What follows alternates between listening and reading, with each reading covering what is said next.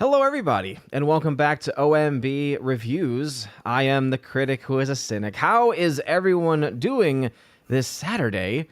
Welcome to episode 385 of the Welcome to Asgard podcast, and welcome to the October Chosen of Valhalla live stream, where we'll see who is able to make it today. A lot of people are on vacation, having issues with the lawn person.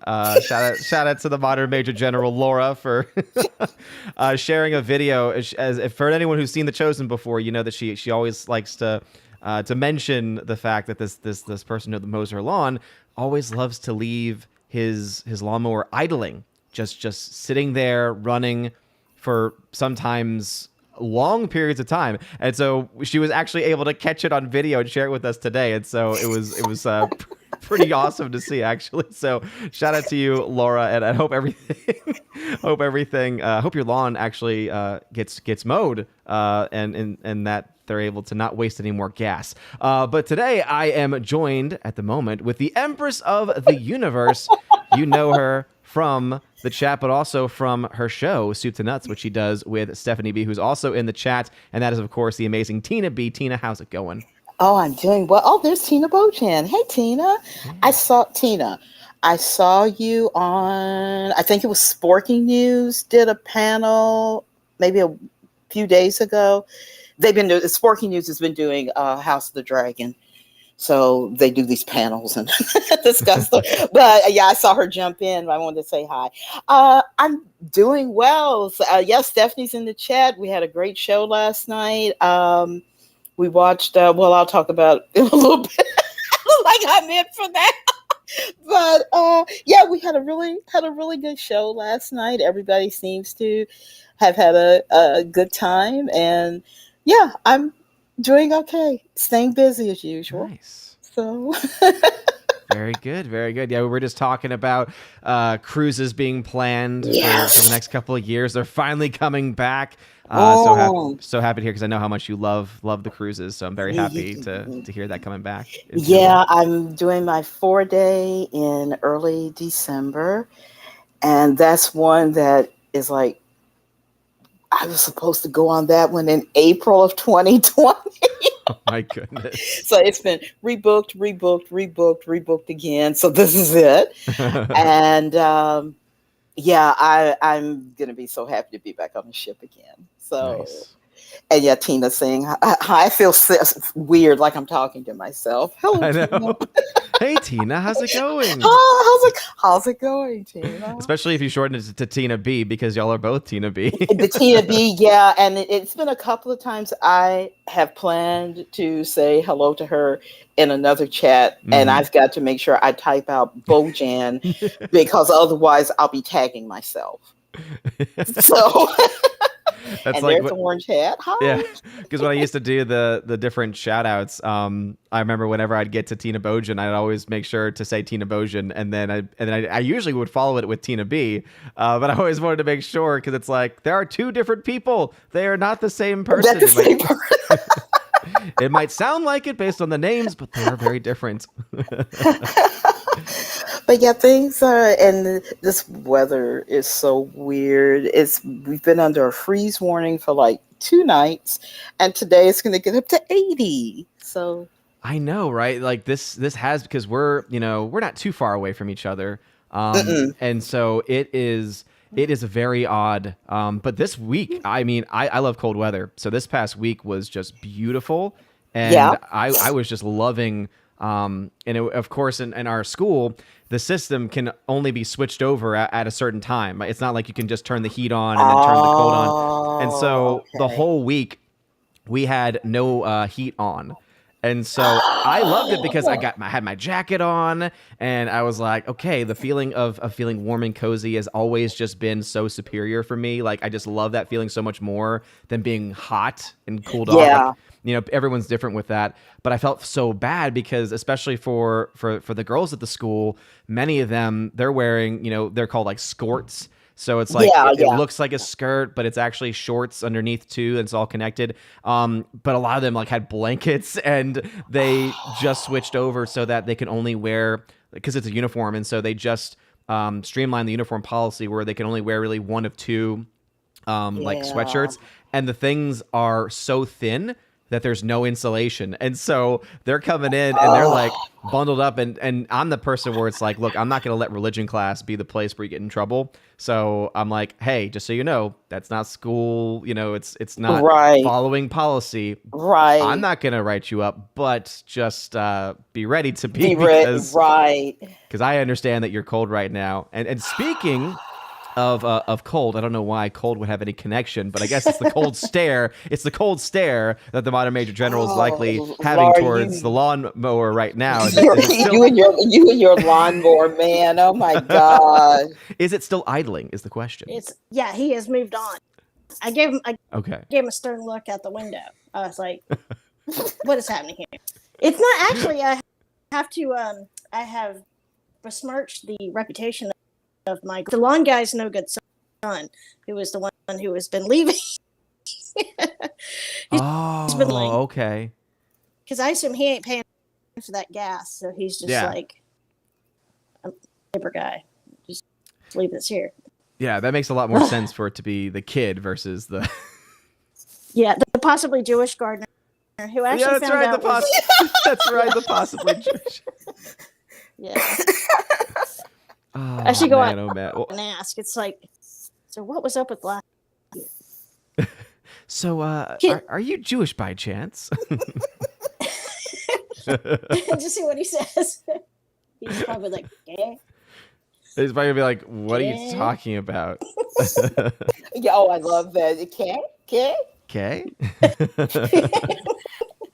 Hey, sometimes when I do this on the phone, it's a little weaker signal. Yeah, it's cutting out just a little bit, ever so slightly. Okay, maybe I'll try on the iPad, but yeah, Okay. numbers aren't here, so I should have a better connection. Okay. Good. Nice. Well, nice seeing you, Laura. Yeah. Oh, hey, How have Tim. you? How's it going? Hey. Was it? Maybe it would be a better idea to switch to the iPad if you're. I'm doing well. We had a good show last night. I missed you last night.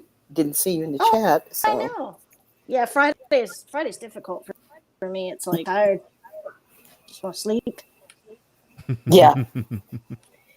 Yeah, we didn't see your name pop up. So but we had a good show. Everybody seemed to enjoy the movie. So Yeah, that's a classic.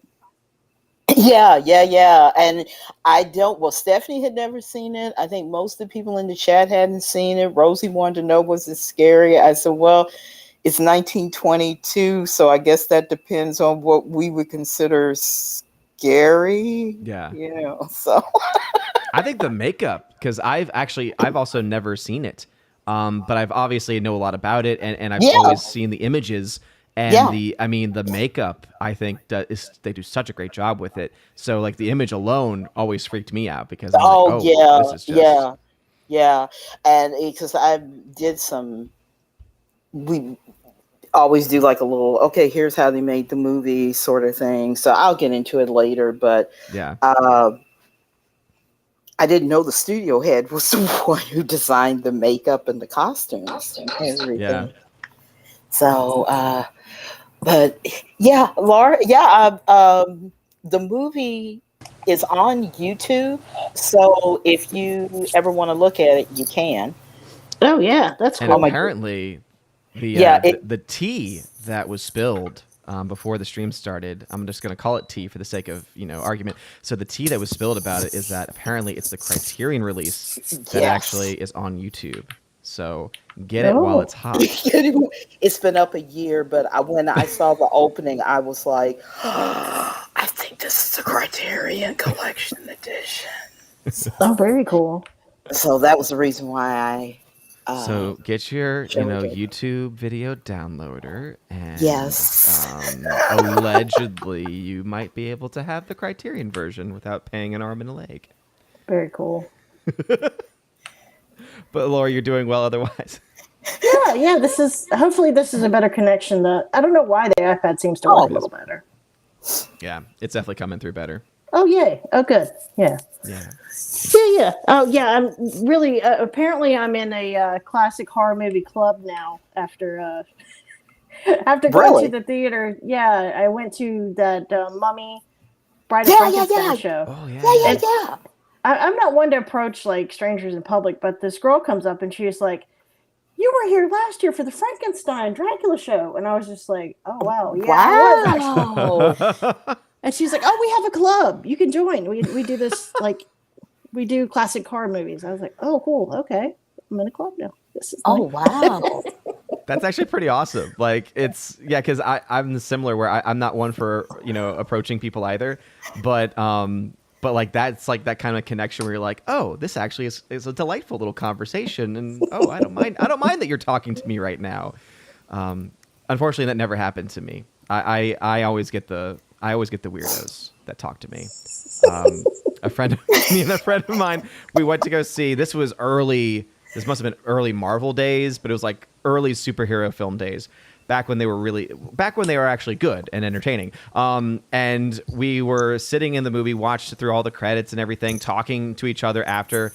And then there's this other random guy who was, a few rows ahead of us and was just also watching. And then he clearly started to overhear our conversation. And then he just started to jump into our conversation. And we were like, okay. And then at some point we were in the lobby and he was still talking with us. And like, this is 30 minutes going on now. He's hanging out. And then he starts going into what his powers would be. Like if he was a superhero. And it was something with like him exploding. And he literally like pretended to explode and jumped in the air and landed on the ground. And me and this is my best friend. We look at each other just like, and we get finally we get away and get to the car, and immediately he's just like, dude, why the heck didn't you get us out of there? I kept trying to give you looks, and I'm like, dude, I kept giving you looks. So it's like both of us were like giving each other that look, but apparently we just didn't read it correct because none of us knew.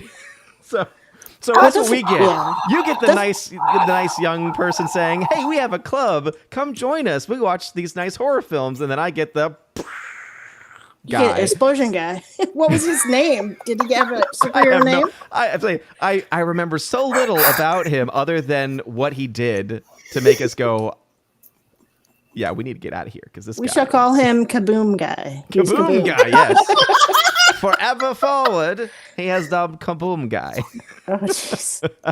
Yeah, Joe is excellent with the probably years of emergency room experience, but she's great with crazy people. She attracts kids because she has all these Disney tattoos, kids, birds, and crazy people, and in that order. Yeah, in that intensity. So the kids are like, "Oh, beast," And then the birds are like, okay, yeah. Because she hates birds, so of course they love her. Oh, of course. Yeah, crazy people. Oh, wow. I'm like you. I freeze when stuff happens, when stuff goes down. I freeze. I'm just like, what do I do? I don't know. Yeah, it's because it's the same where I don't. There are some people that will yell at people who are talking in a movie, or will say shush at them very loudly.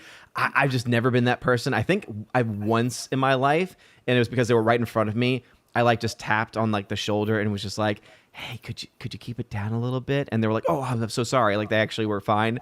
But I'm typically not that person. It takes a lot for me to do that. But I went to go see a horror film. In fact, because the sequel actually just came out, or no, the prequel just came out. The Orphan, where you find out that the young child ends up being a dwarf who is actually like in her 30s and has been wearing like fake false teeth and makeup. Oh, it's the weirdest like twist of all time. And so there's a prequel that just came out for it. Spoiler alert. Well, I mean, it's been out for a long time now, so I don't feel as bad spoiling it. And it's not all that great of a movie in the first place. But I was with a group of friends and we were in the back row of the theater, and there was another group like several seats down the back row. And one of the guys in our group actually like shushed very loudly, and then the other person like responded, was like, "How about you shush?" And then they were like, "Oh Lord!" And then they started going back and forth, and I immediately, because of my social anxiety, started to just curl up into my little ball. I was just like, stop, please don't talk to anybody. When Joe does stuff like that, I've just learned I just kind of stand behind her. Yeah. It's like, I got your back. You handle that dude up there. If anybody comes at you from this side, I got you. Yeah, I am also. Yeah. I'm hearing an echo from somebody. I don't know who it's from. Oh no. Yeah, several people in the chat said they're hearing it too. Is it me? I don't Testing. know. 1 2 1 2. Testing 1 2. It wasn't like an echo. 1 It was 2. more of like hearing it in the background, like someone like as if someone doesn't have headphones on or something. Let me make sure my phone's off. Yeah, I've got mine muted. Okay. Interesting. Well, yes, but yeah, that's my whole deal with the kind of people that I normally get to. But thank y'all both for being here. Let's say hello to some people in the chat. Gary Banjo Sandwich Worthington said that he saw Black Adam was not great. The Pebble Johnson did not deliver. Well. Now, Gary, I wonder if you would you ever go up to The Rock in person and call him the Pebble? I don't know if I would have the strength to do that, but those are his words and not mine. Yeah, it's an okay movie. You know, it's fine, but it's not. I think I mentioned in my review, if there's a matinee showing and it's cheap, like a $5 movie, yeah, you can go see it. If it's not, wait for it to come out on HBO Max if you really care. That's you know. If I'm bored and drunk, I might. I like how you have the two standards there. It's not just that I'm bored. If I'm bored and drunk, then and only then. And that's probably not going to happen. He just doesn't do anything for me. He's the Rock in every movie. Mm-hmm. I think the only movies I've seen him in, I saw him in The Mummy 2, but that was just because he was playing the Scorpion King. Mm-hmm. And I wasn't even sure why that was even in the plot anyway. Worst CGI ever. Oh my God, when that thing came out and everybody in the audience started laughing. I think that role, if I'm not mistaken, there's something about that role where it was made specifically like for The Rock. Like they really wanted someone in the film wanted The Rock to be in the movie, and so they had this role be for him. Or if it wasn't that, then when they were making the film, they had The Rock in mind when they were creating the role itself. Right. Like one of those two is it was a rock roll. Exactly. Rock roll, yeah. Rock roll. I guess it was rock roll. Rock and roll. So I guess I saw The Scorpion King, the movie, and it was stupid. And I was like, this doesn't even have anything to do with what we saw in The Mummy 2. Yeah. And he just doesn't impress me. He's just kind of there. He has that natural charisma, but yeah, it's but that's the thing though, is that's all that it is. So whereas others have like acting talent or have years of acting training, he just has this natural charisma, which some perceive to be acting talent. But in reality, it's like, no, he's just charismatic, and he can have a presence on screen, but you need a little bit more than a presence on screen to be able to carry a role. Right. Yeah. Well, yeah, bored. And what was it? Oh, Rhaegar said, I might see it if I'm unconscious. So bored, drunk, and unconscious. I might look at it on HBO Max. So, oh, well. Oh, my goodness. I'm my sorry. Goodness. I actually think The Scorpion King, it's not a good movie by any means. Mm-mm. But for me, it's so bad it's funny movie for me. Yeah, like, it is. Me and my younger brother used to watch it all the time, and we were entertained by it because it was so funny. Yeah. Yeah. And so that's the only I think I would only ever watch it again if I was with my brother, and it would be just to like reminisce on the times that we watched it when we were younger. Oh my goodness. But let's see, who else do we got in the chat? Got Tina B, of course, hanging out in the chat. JS Pena is in the chat. Good morning to you, JS Pena. Rosie G12, hail to you. Stephanie B, heyo, what's going on, Stephanie B? Thanks for being here. By the way, Stephanie B, I saw your comment in Friday Night Tights last night before Soup to Nuts, and I'm offended. She posted how does Odin get on Friday Night Tights? And I was like, Stephanie, no. Don't become like one of them. I didn't even know she was in there. I know. I just saw it. I'm like, wait a minute, is that really her? And I was looking. I was like, no, that's the profile picture. And I was like, what?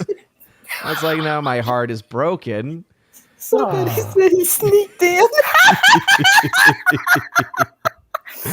Because that was the only comment I saw. Let's see. Tina Bojan, what's going on? Good morning to you. Orange Chat Reviews is hanging out and is chilling. Thank you for being here. Father Kristen Miller, hail to you, Father. Blessed day to you. And no, I posted it on both locals and the Discord. No stream tonight since we are doing our chosen stream today. Let us see. Let's see. Father then says, is Odin celebrating the feast of St. John Paul II today? Probably not. Well, today, at least on my calendar, it's there. There's an optional feast for the Virgin Mary. So that's the one I'm celebrating, Father. But yeah, St. John Paul II. He was a cool guy. He was a cool dude. Rosie G, who's a member, says, I'm in the Midwest and it's 70 right now. That's okay. That's okay for the fall. 70 is lovely temperature. Yeah, it is. Yeah. Football weather. Yeah, exactly. And then Rosie adds on to say it was in the 30s earlier in the week. Yeah, that was what it was for us. It was low 30s throughout the week, highs in the upper 50s, 60s. Today it's supposed to get a little warmer, and I think there's a front coming through today or the next couple days, and then it'll get cold again. I think that it's going to stay pretty much, it's not going to get that much higher than 70 for the days forward because fall is finally here. I love fall weather. Beautiful. Nathan Slay's here. Howdy, howdy, howdy. Hope you're doing well. Thank you very much, Nathan Slay. Cacao and Cookies Minion is also in the chat. Hail to you, good sir. Gary Banjo had put the modern mower general. Yes, absolutely. Absolutely. Rob D in the chat. What's going on, Rob D? Thanks for stopping by. GMonkey76 in the chat. Hail to you.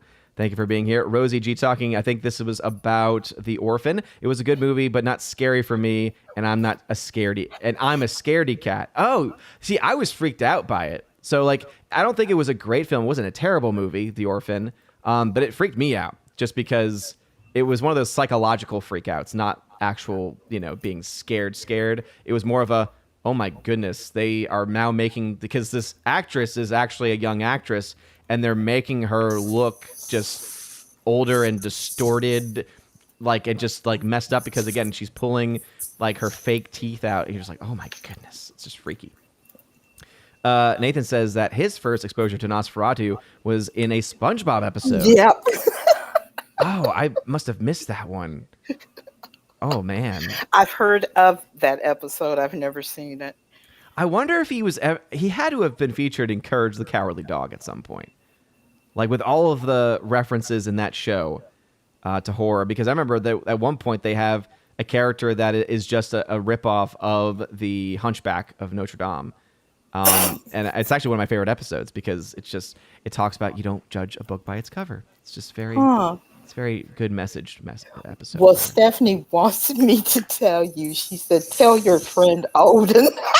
It was because they were talking about Oral Delights on FNT. Oh, that's why she because was all I saw was the comment, and so the way it read. Yeah, that's why she was like, "Why are you on there?" So dirty. See, because it read out of context. It read as, "Why is Odin on FNT?" Yeah, gotta have context. Exactly. Yes. That's why text can never really. Yeah, but that's what it was because I didn't even see that part. Thank God. Yeah. as a frequent chatter and super chatter, I have had so many times where something that I said in a chat got misconstrued, and then you're like, I can't communicate because the chat's going so fast. It's like, I know people are angry, calling me out. I'm just like, I think I remember that happening once with Jeremy. I think you had sent a super chat and he took it as you being a hater. And I'm watching, I was like, no, that's not what she meant. I was like, no, you just misread it. What are you doing? And of course, by that time, I've already sent like $20 worth of super chats. Oh God. Let me go and just delete all of that, since apparently someone's mad at me about, I don't even know. I think he eventually figured it out, and I think he eventually apologized even because he figured out that he made a mistake. I must have missed that when I left the stream. Let's see. Rosie G says that she laughed out loud when I said the weirdos talk to you. So sorry. Yikes. Some people need a friend. Please tell me you caught that on your phone. Oh, wait, like the entire event? Incident, yeah. Oh, no. This was a long time ago, so smartphones were not very were not very common. Like I had at that time, when I would have seen that one, I would have still had my Nokia brick. It would either been my Nokia brick phone or one of the flip phones. So old school brick. Need to have an emergency word. Exactly. Emergency word. And then his initials are TNT. Yes, exactly. Thank you, Rhaegar. Appreciate the support there. Osmond Diaz, what's going on? Welcome back to the chat. Nathan Slay really enjoyed The Orphan. Let me know if you've seen the prequel, if that was any good. Decow, Deckwow. I think that's how you pronounce it. Deckwow, what's going on? Welcome. All right, let's get through the last of the people who are here, and then we'll jump in to see what the Chosen have been up to over the last month. Let's see. Nathan tagged to say, if you're looking for some great psychological horror movies to watch and you haven't seen before, I have two answers for you. Session 9 and Frailty. Both movies play with your head and are great. Mm-hmm. Yeah, I've never heard of those before, actually. Frailty, I got halfway through it and said, I can't. And a co-worker of mine told me how it ended, and I was like, well, shoot, I'm sorry I turned it off, but it was freaky. Oh, shoot. Nathan, remind me, who is in it? Is Matthew McConaughey is in it? And I can't think of the other actor's name. I want to say, oh my gosh, he's passed away. Game over, man. Game over. Paxton. I think he's in it. Paxton's in it. Okay. Yeah, Bill Paxton. I think he's in it. I know Matthew McConaughey is. Yes, Nathan said yes. Bill Paxton and Matthew McConaughey.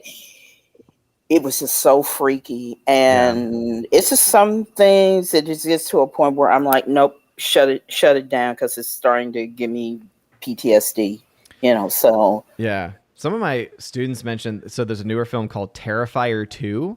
I had never even heard of the first Terrifier, but apparently it's one of those movies where it's causing people to like have not just emotional reactions, but also like physical throwing up from it. It's I was just like,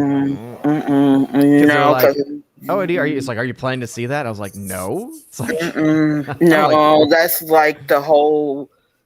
I'm guessing it must be something similar to like Human Centipede kind of. If I had to guess. No, I don't do that stuff. Yeah. But Laura, do you remember hearing about the people that thought they were possessed after they saw The Exorcist? Oh wow!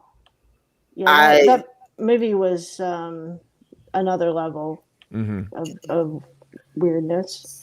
Yeah, it was. I think the church at that time was like telling people, no, you just don't come in and say, I need an exorcism, and we start performing one on you. Yeah. But people were just like, they were thinking they were possessed after they saw it. And I was like, that's freaky. Yeah.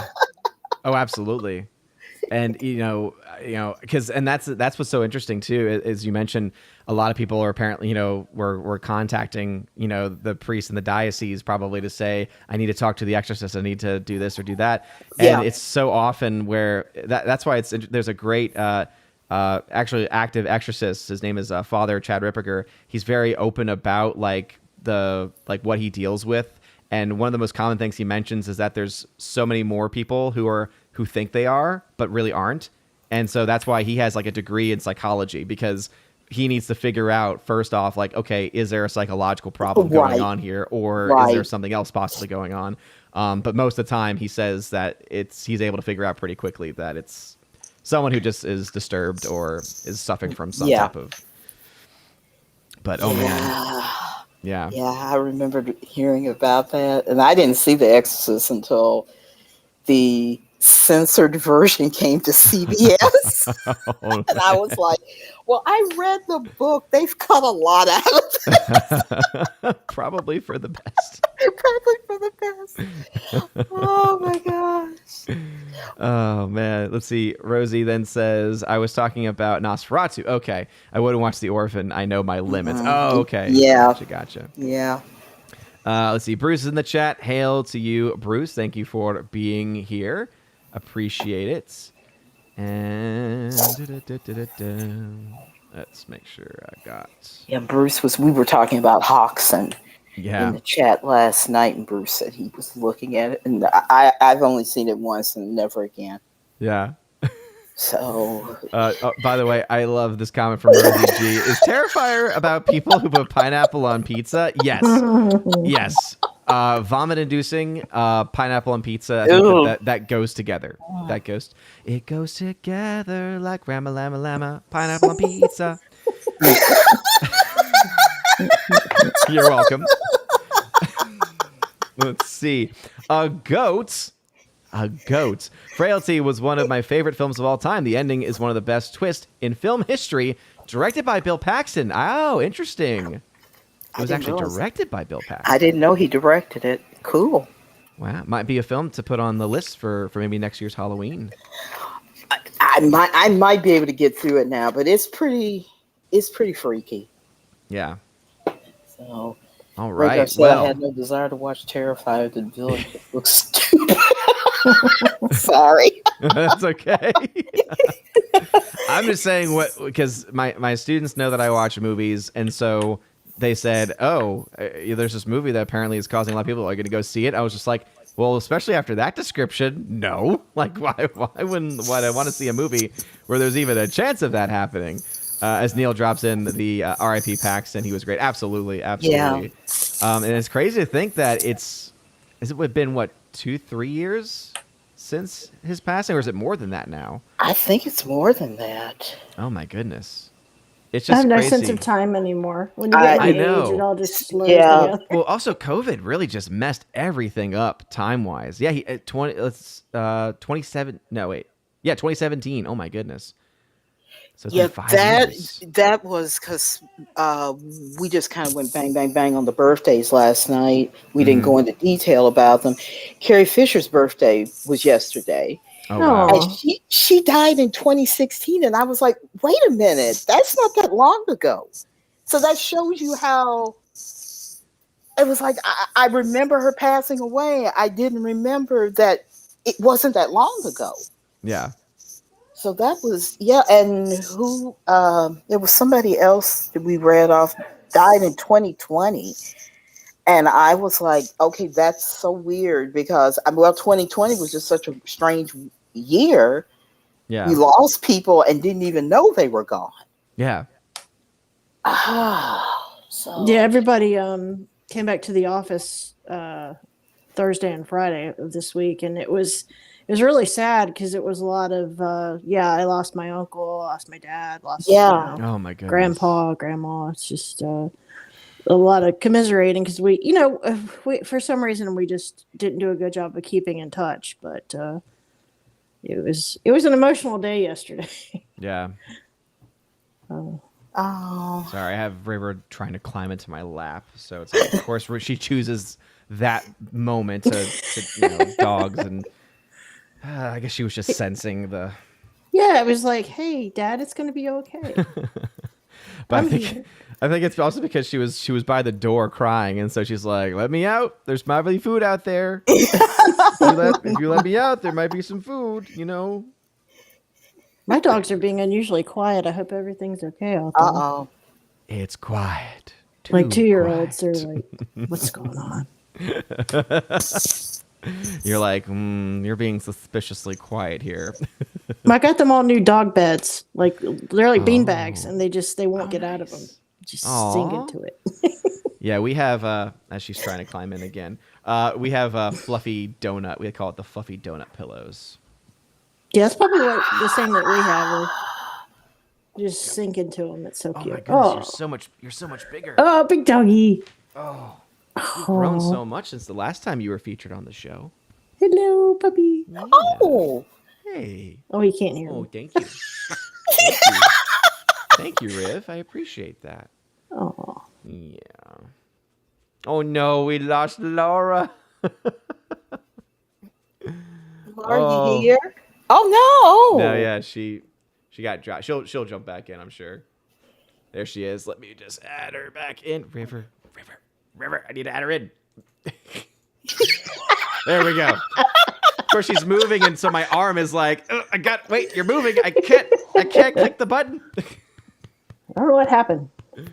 I don't know what happened either. River, did you do something? He's like, I'm innocent. She's like, I'm not gonna make eye contact. Was it me? Cute. Was it me? Hello.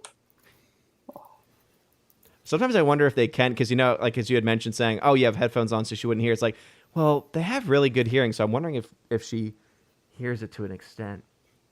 Hey, Cookies. are you Cookies, happy now? Are you is this what you wanted? So I find myself saying that to Thomas all the time now. It's like, does this make you happy?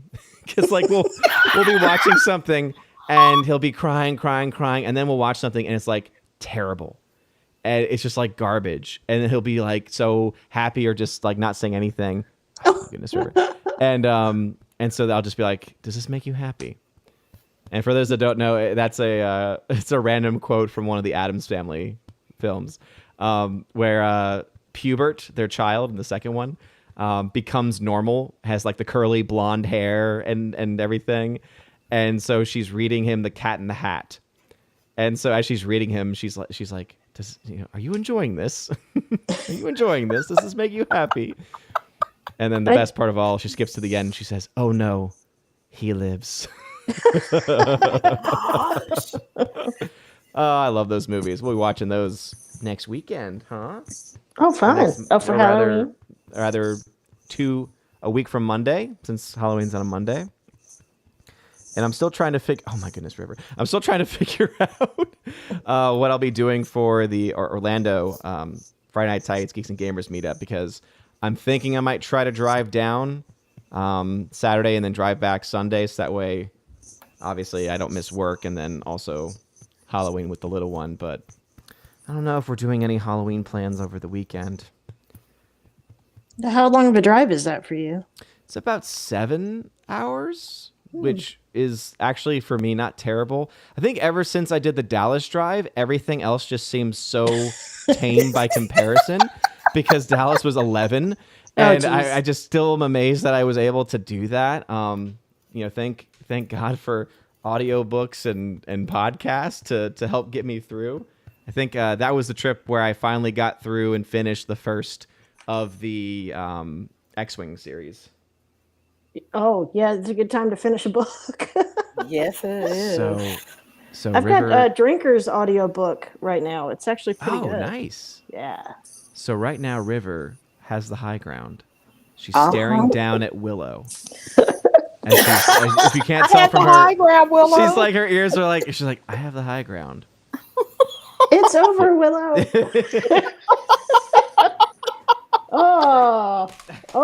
Geez. Oh, catastrophe. Did I hear pause? Let me plug my ears back in. I thought I heard. We have a technical malfunction. I'm back. I can hear you again. I'm still here, guapo. Oh, since you're on with me, Laura, thank you so much for letting me know that they were coming to Chattanooga, Steve Martin and Martin Short.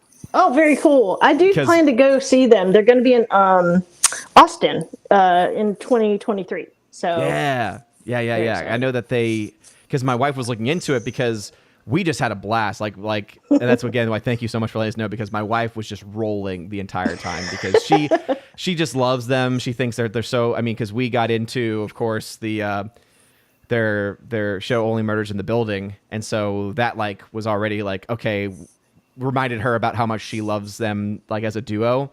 And then the entire show is just so great because they're just making fun of each other, they're roasting each other, and I felt like I had because I think we had seen them once before, and my wife is like, and again, I think COVID did this to us. We can't remember a lot of things prior to COVID. So like we were like, I'm pretty sure we saw them once together, like for an anniversary or for a birthday. Cause like there were some of the jokes that like were familiar, but they definitely have changed it up a bit too. Because like the very beginning, it's a film reel of all of their like early works, and it's some of the best scenes from their movies, and it's awesome.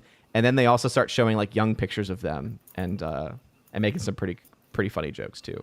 Yeah, So. they've been friends for so long. It's so nice to see, especially Yeah. all the negativity in Hollywood, to see two genuinely great people. Absolutely. And then it of course inspired us with her parents were still in town. We watched then on the next day on Sunday we watched The Three Amigos, and of course that movie is just phenomenal.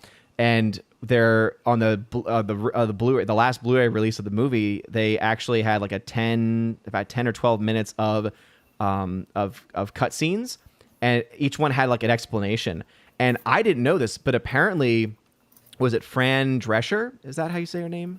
Yeah. So Fran Drescher was originally in the movie. There was actually originally a subplot where they had a rivalry with another actress who was played by Fran Drescher. It just ended up getting cut from the movie. But they were able to find some of these scenes where it's the same scenes you know and love, but then there's extra lines because it's mentioning her character. It's like Miss Anne, I think, was the character that she was playing. And so it's like it's playing up that rivalry, and so we're watching these scenes, and it's like this is so fascinating to see what could have happened in this movie that I've watched so many times. And there's even like an alternate opening to the movie where it starts off in Santa Poco, and it starts off with El Guapo raiding the village the first time. And I was like, I'm glad they didn't do this one because it definitely it sets it up as being more serious in a lot of ways. So I'm glad that they didn't do that, but it was also interesting because it's like, man, I've seen this movie so many times and I just never knew any of these things about it. That's so weird. I wonder if that's why they cut it. It just gave the movie a different tone. It was a bad tone, yeah. But so was it like a variety show with Steve the live Martin? show? Yeah. So yeah, it starts off with them showing this video, and then Steve Martin comes out to actually like introduce the show, making some jokes about the bathrooms and stuff. Like kind of like just as like general introduction, and then that leads him to giving his introduction to and setting up for Martin Short to come out. And so part of it is like him roasting. And so like the very beginning, it's just them going back and forth jokes, making fun of each other, talking about their career and their relationship. And then they're doing, at least this tour, they're doing it with the Steep Canyon Rangers, which is the band that he collaborates with, that Steve Martin collaborates with as a banjo player. But they are great. And I felt bad because midway through the show, they had no intermission, but they let the Steep Canyon Rangers play like 2 original songs. And they were phenomenal, but I felt so bad because since I didn't have an intermission, almost like it felt like about a third of the theater was getting up to go to the bathroom when they started playing. And I felt so bad. I was just like, oh, like I'm sure the band understands. They're like, yeah, I mean, they've been sitting for an hour and some people need to use the restroom. But like, I felt so bad because it's like, I can just imagine being on stage and just seeing like people, just person after person getting up to use the restroom. It hurt me a little. It hurt my heart a little bit, but. Yeah. Can you see much from the stage with the lights in your face like that? Yeah. I mean, because the stage. Because I did theater for many years of my life. It was community theater, but we had lights. Like we actually were able to set up a lot of lights, but you can see a lot more than you would think, actually, because you're just much more aware of it. And that's why typically for me, whenever I'd perform, I would always just stare at the back wall. Because as soon as you start making eye contact with people, it just and it's funny because even teaching in a lot of ways is performance. It's like how you present the information can really determine how well it's received or not. So even when I teach today, I very rarely make eye contact with my students. So I always kind of wonder, I wonder if they are like thinking like, what is he doing? Why is he looking at the back of the wall? I know. It's like, where is he actually looking? Because sometimes, over time, I've become more comfortable where I like every now and then, like I'll make eye contact just to make sure they're paying attention, that they're awake and stuff. But it is interesting, like how like that still remains even with me from all the years that I did with theater. So I had a lot of professors who would look at the ceiling. I still remember that. like straight up at the ceiling. Yeah, I'm like, you're kind of like looking up to make sure there's nothing about to fall. It's like, what's going on up there? That's so interesting. Do they know something that we don't? I know, Should we be right? prepared? The construction was not done well on this building. There's water stains Ceiling all could over the cave ceiling. in. Yeah, I know, right? Of course, that reminds me that I had a teacher in high school who was hilarious. He was just nonstop joker. And he would always make jokes being like, yeah, the CIA, they're listening in on the building. And, they're going to break through these walls. You just wait. They're going to break through the ceiling one day and they're going to come and try and catch me. But they won't because I've been working out. And like, so, I don't know why I gave him like see? But he had a fun way of talking that was very similar to that style. And, but it was always so funny. Edward G. Robinson. Because he would just start off work. His class, and he would be rubbing his arm. And he'd be like, "Man, I'm just sore." And we were like, "What's wrong?" He's like, "Man, I was bench pressing some 16-wheelers this morning, and I just am sore." We're just like, 16-wheelers. What am I thinking of? 18-wheelers. 18-wheelers. No, I'm trying to visualize this in my head. What if they have 16-wheelers? I wonder if 16-wheelers exist. Anybody in the chat? Do you know? Anybody? Do you happen to know? I took AP chemistry just because I was interested in the subject, and my professor would always tell us when we were doing an experiment how you could kill someone with the chemicals available. Now, would they give you details, or they would just say, "Oh yeah, this could kill you"? Oh no, she put the assignment up on the board. It's like, okay, mix this with that heat, whatever. And then she would be like, now if you wanted to make this poisonous, so basically don't do this, right? If you want to make this poisonous, you would mix this with that and then that. That's right, because Laura, you were there last night. We did get off into how to kill people in certain ways. Because I was saying, G. Gordon Liddy used to say he knew how to kill somebody 1,000 ways. And I used to think that was funny until I started doing my job and I realized, well, I've seen at least a couple of 100 ways that you can kill somebody. Oh, yeah. So, yeah, I think that's true. Somebody in the chat brought up a paper clip. And I said, yeah, I can see that. Mm-hmm. So there you go. That was you had a weird teacher, Laura, but that was very beneficial though. You learned things. I mean, it was you like learned how to kill. You learned how to kill. Entertaining and funny, but also as well as don't mix this stuff together. Right. It's like just don't do it because you could get hurt. And I imagine we don't have those chemicals at our schools anymore. Yeah, it was very loosey-goosey, that's for sure. Yeah. The stuff we still have some stuff. Yeah. But no, it reminds me of my chemistry class because we learned from our teacher about like oxygen and that oxygen's what creates free radicals in our systems, and that's what causes things like cancer and other things. And so we were given this information, and it was like we were being taught. And immediately, of course, our class, just being full of a bunch of knuckleheads, we were just, raising our hands going, so what you're saying is that oxygen is evil because it's what kills us. And she's like, well, like a certain way, I guess you could look at it, but we also needed to breathe. And we're like, oh, wait, no. So what you're saying is that we need to cut down all the trees because they create oxygen and are trying to kill us because they understand that if they put enough oxygen in the air, that we'll all die. The trees are trying to kill us. We need to kill the trees first. It's like that Shyamalan Ding Dong. Yes, that's what I was getting ready to say. And so we were like, campaign, kill all the trees. And she's just like, I can't believe that's what y'all got out of this lesson. So was M. Night Shyamalan Ding Dong in your class? Is that where you got that idea from? Part of me wonders if did he just overhear it, or I don't know. Yeah, but I had that idea before he did. So from a certain point of view, the trees are trying to kill us all. The trees are trying to kill us. In a certain point of view, they are. I knew it.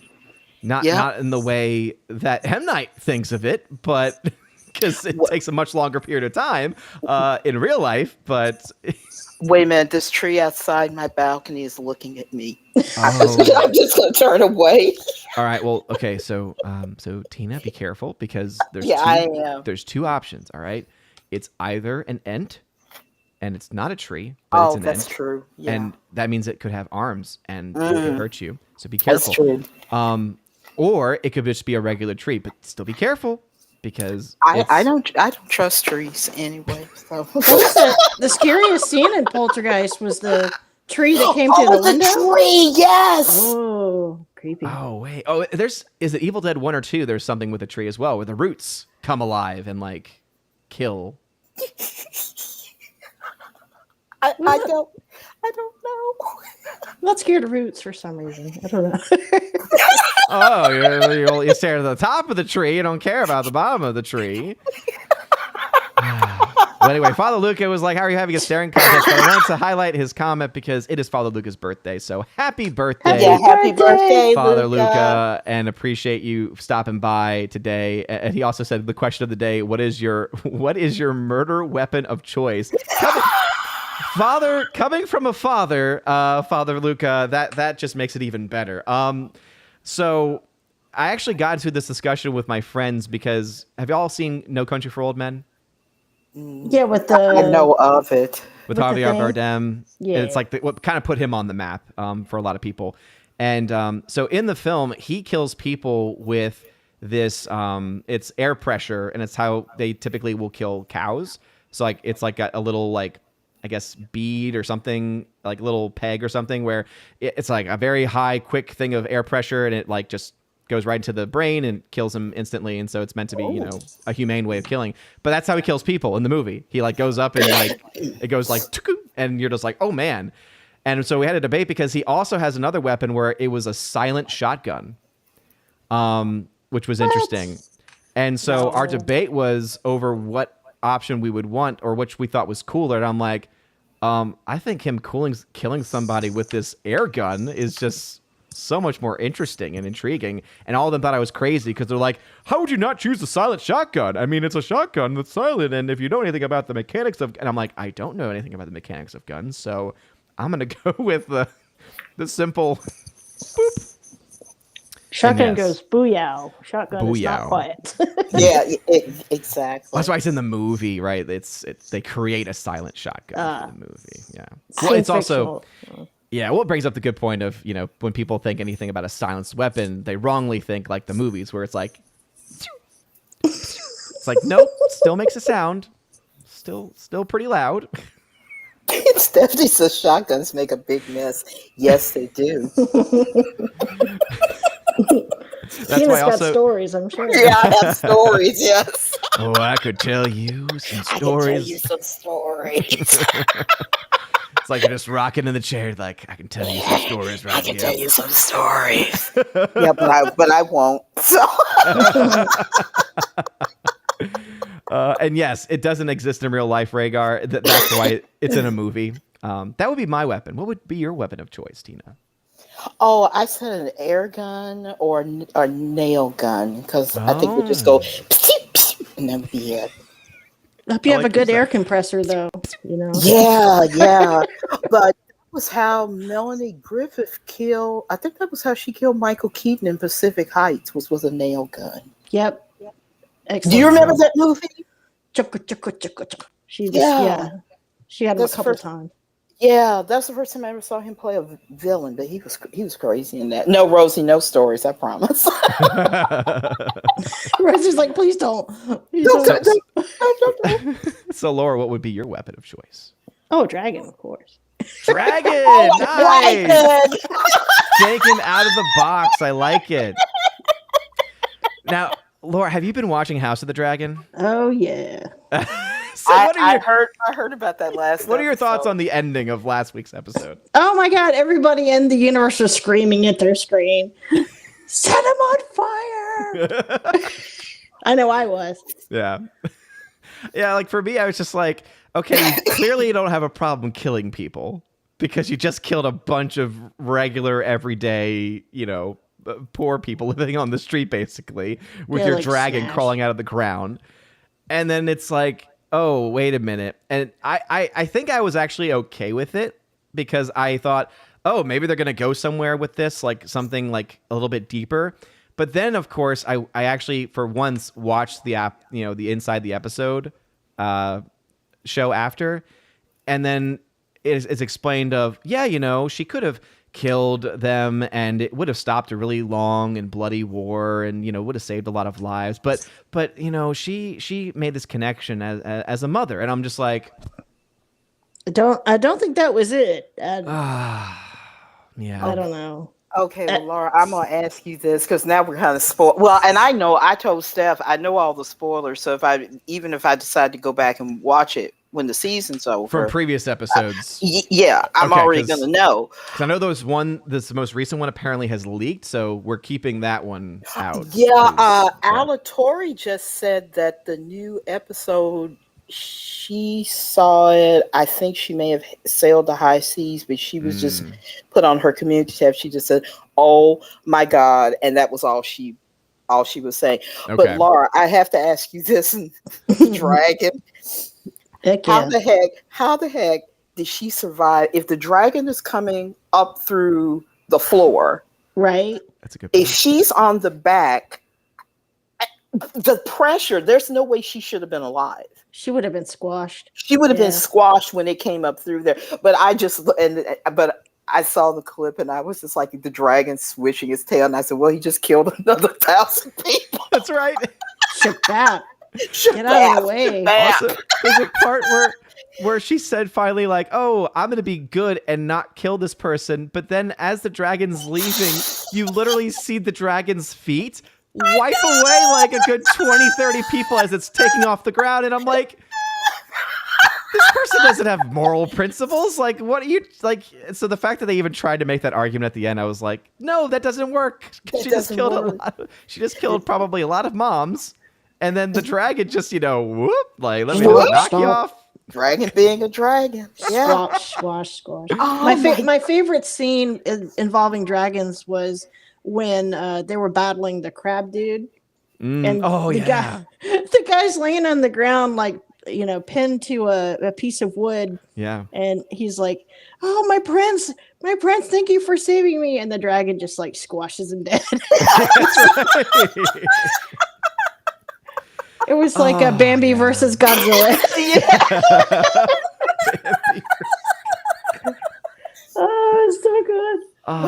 It's probably how the more recent Godzilla film should have ended, with all of the human characters that weighed down the plot. Like, should have just been like, yeah, and then squish, and then make it all kaiju, and then most of the complaints about the films just go away because the things that are worthy of complaint go away. So are you left with kaijus? Laura, you knew that was the first thing I thought of when I saw that. I was like, wait a minute, why is she still alive? How did that happen? Plot armor. It was plot armor. That's it. I don't know if like the dragon melted the beams that hold up the ceiling or something. I don't know. Well, because it happened, but it happened so quick. I mean, everybody was cheering, and then kaboom, and this dragon just comes out of nowhere. But no, Stephanie said, I was telling her because she said she's not going to watch it. She's still, angry about season 8, but she was like, "You mean this right here?" Steph was like, "Oh, they just did that to try to justify what Daenerys did in season 8." And I said, "Yeah, probably. Crazy women and dragons. Am I right?" So crazy women. Yeah, I've heard rumors with that this dragon. That this Jon Snow show that they're very interested in kind of correcting some of the problems from Game of Thrones. That they're going to try to work it out. I don't know. I don't know. I honestly don't think that George R.R. Martin had the books finished. I think he kind of generally knew how it was Yeah. going to end, but that thing I saw the last season was so crappy. That'd be funny if he did this, like told them a general idea just to like, just to troll them basically, Oh, and I like get like a wonder. general feedback so that he said, oh, well now I know I'm not doing that ending. And then he, Just kidding. but then he promotes, like he finally finished. I don't think he's actually going to finish it, but if he does, No. I wouldn't be surprised if he says like with a different ending from the series or a new ending from the series, just to Alternate try and sell a universe. few extra books. I think a lot of people are just going to be like, nope, you already lost me. I'm done. But you might have some that would say, oh, an alternate ending. Maybe he'll fix the problems. And I just heard that the actor that played Bran said when he did the script reading and realized he was going to be king, he said he just started laughing because he was like, nah, this has got to be a joke. You've seen the script reading from when Jon Snow finds out he has to kill Daenerys? Yes. The actor? Yes. He just has this look at his face like, what is happening right now? Yeah, because that was like the one actor, because I came in on Game of Thrones late, but the one actor that Daenerys finds out has betrayed her, and she says, well, you have to die by dragon fire. And I saw her like patting him on the back because he was just, both of them were stunned that it was like, what is this? Now, I All do those think, poor people who named their kid Daenerys. Can you imagine? oh my goodness. Yeah. And also Father Luke, I think, I thought Dragon was going to win, but Father Lucas says his weapon of choice is rabbit. So, I mean, I love it. with the nice, big, sharp, pointy teeth. Yep. I tried to warn you. I told you. You said, oh, it's just a wee little rabbit. It's not gonna. Have to get the holy hand grenade. Take care of that rabbit. The holy hand grenade of Antioch. Yeah, so dominate. I love too, like seeing how like they're using actual Latin and then like the kind of it's just like that's smart comedy. Back when comedy was smart, I miss those days. Me too. Oh my goodness. My goodness me. Well, that was fun. So are y'all both still good on time? I know Tina, you said that you had some stuff to do, so you want to talk about your movies or Yeah, because I don't really have that many movies. I've been watching too much YouTube, and I keep finding more YouTubers, and oh my God, all the YouTubers I've found since what's the name of that stupid show? Woke of the Rings, since that came out. And, yeah, that's right. And it's like I'm finding all these wonderful YouTubers that are going into it. And I'm like, so that's the way I've been spending my time. But I did see a few movies, and Laura, since you're here, since you saw it, the double feature of Boris Karloff, The Mummy and The Bride of Frankenstein. Ooh, yeah, so good. And I was upset about The Mummy, and I think that's in my review, that someone, don't know who, I would assume it's someone at Universal, since they own the movie, put in unneeded extra sound effects. I don't know why they did this, because it was very distracting. I didn't catch that. Well, I've seen the original so many times, and I own it, thankfully, on Blu-ray. So the scene where the young man, when he removes the scroll and he's reading the hieroglyphics and brings Imhotep back to life, they added music, and there's not supposed to be any music there. It's supposed to be silent, which is supposed to build up the tension, because he's reading the hieroglyphics, doesn't realize he's reading a spell, and the camera pans over and you see Karloff slowly coming to life.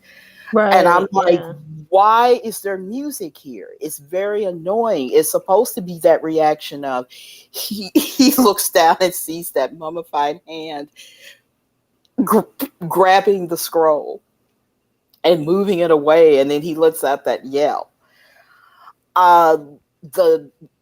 The ballroom scene, at the club, when they're dancing, they added music over the original music. Weird. Oh, no. That's a strange choice. And I'm like, you could hear it, and I'm like, why are they adding additional music?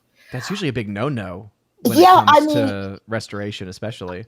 this is so, it was so weird, and it kept taking me out of the movie. So that's the reason why I said I'm so glad that I have the Blu-ray edition, because I'm not going to have that. I'm going to have it as it was originally, shot.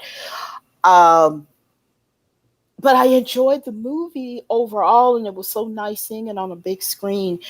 But every time I heard those extra sound effects,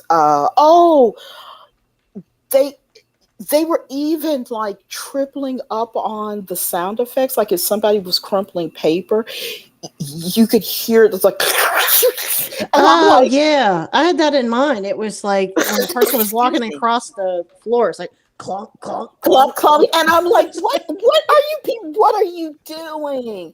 This is such a great movie. Now, I don't think it was a hit for Universal, not what they had hoped for. Karloff was coming off the original Frankenstein. Um, I think they were advertising him as Karloff the Uncanny.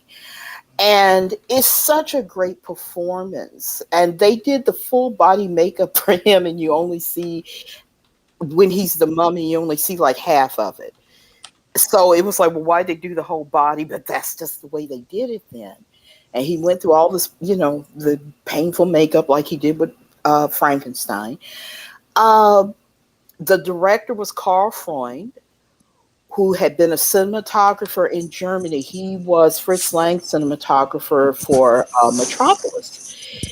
And Carl Freund went on to be one of the directors for the I Love Lucy show.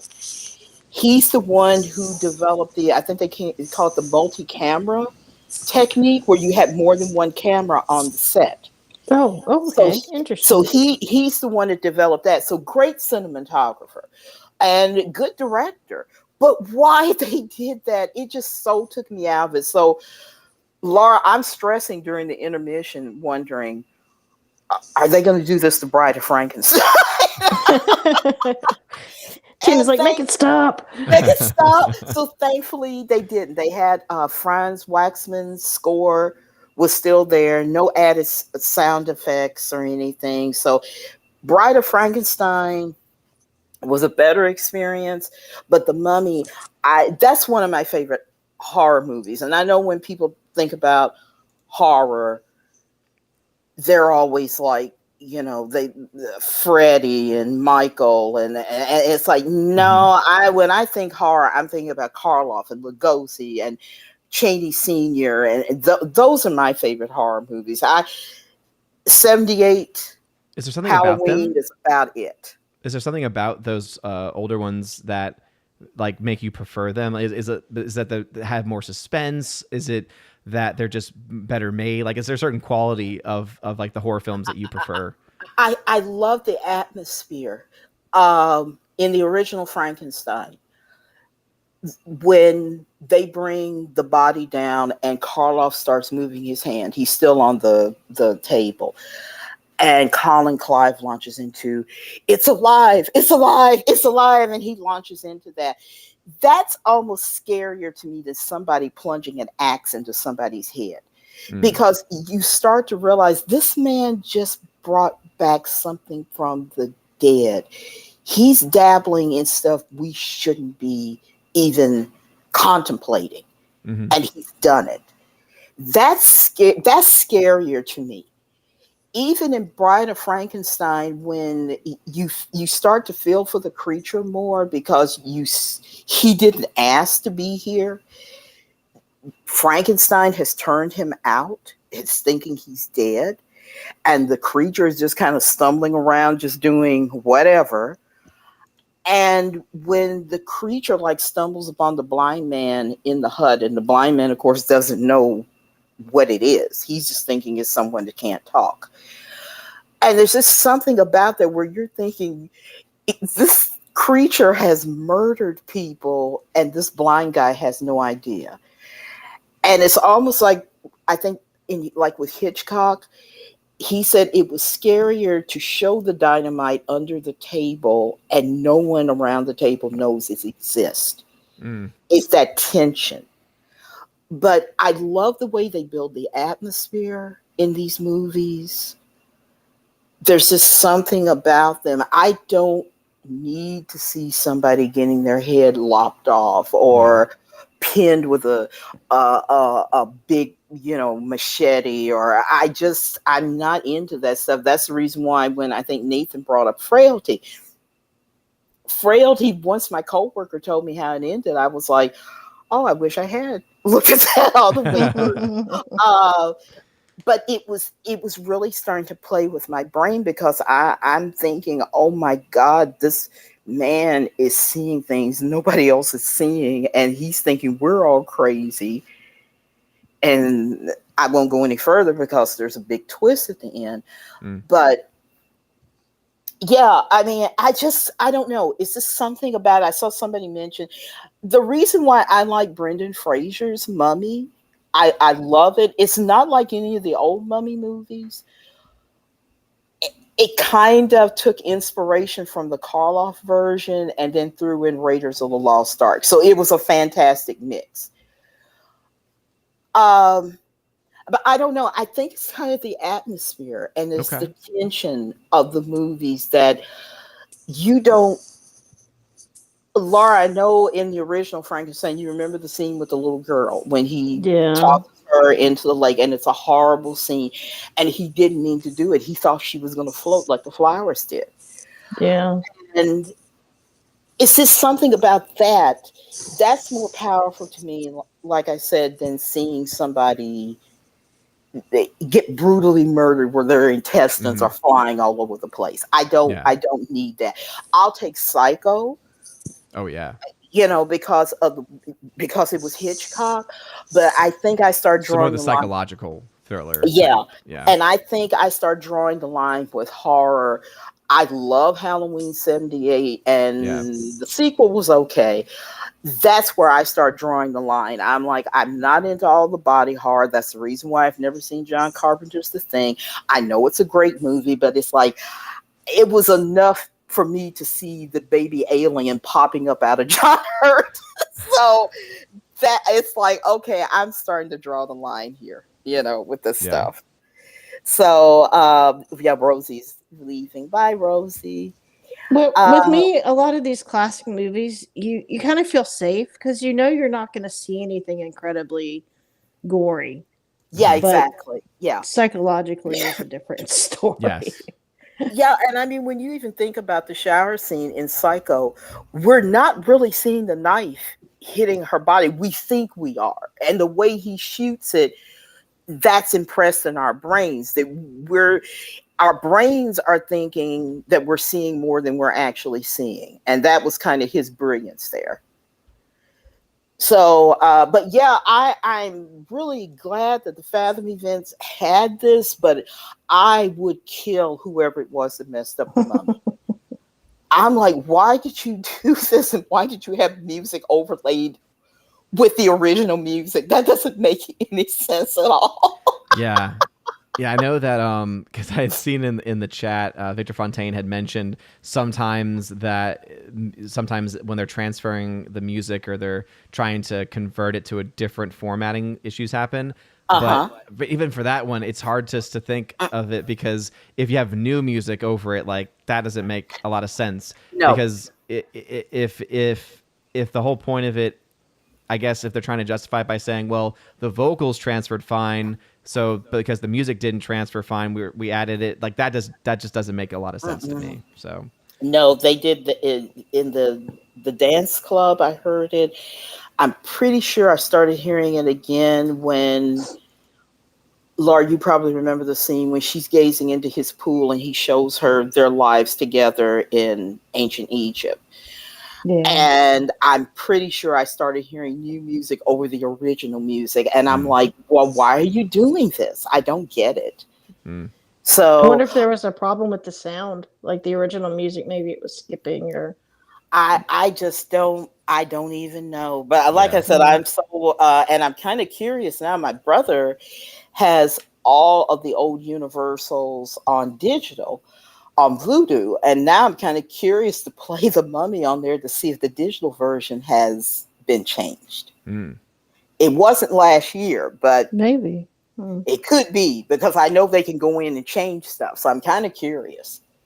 So the one last year that was shown in theaters, or like the physical media release? Okay, the physical media release I got like 6 or 7 years ago. So it's the everything is original. My brother bought all of them on digital because I saw them loaded up into the Vudu account. So he's got Frankenstein, Bride of Frankenstein, The Invisible Man, The Mummy, Creature of the Black Lagoon. But anyway, he's got all the Universal horror classics. Yeah. And I started thinking, after I saw this at Fathom, I started wondering, has the digital version of The Mummy been readjusted? So I need to just go in and check it. And if I start hearing those weird sound effects, I'm going to say, this is why you need to have physical. So there you go. That's another reason for why you need to have digital, because physical, because you don't know what they're going to putting these patches and all that nonsense into digital. Yeah. So the only other movies I saw, I did catch The Unbearable Weight of Massive Talent with Nicolas Cage. That's right. Yeah. It was entertaining, right? It was entertaining. Yeah, Yeah. I gave it 3 stars. I mean, it made me laugh, Yeah. And I thought, I thought it was pretty funny. Mr. Pascal, if he would keep his mouth shut, it's just he's not a bad actor, Yeah. I've seen him he was even the standout in that stupid Wonder Woman movie. It was like, okay, I see where you're kind of coming from. Just keep your mouth shut, and act. But I thought it was funny. This movie made me crack up a few times, and I thought I kind of had some of it figured out, but then I was like, oh, I was wrong. Well, that's good, Yeah. So yeah, it was just, I would recommend it. It's not like something you have to see, but it's on home video now. So like if you have a coupon or something, which is what I had, I would say, yeah, rent it. It's pretty funny. So I would say Nick Cage making out with himself is something everyone should see. Oh my gosh. Spoiler.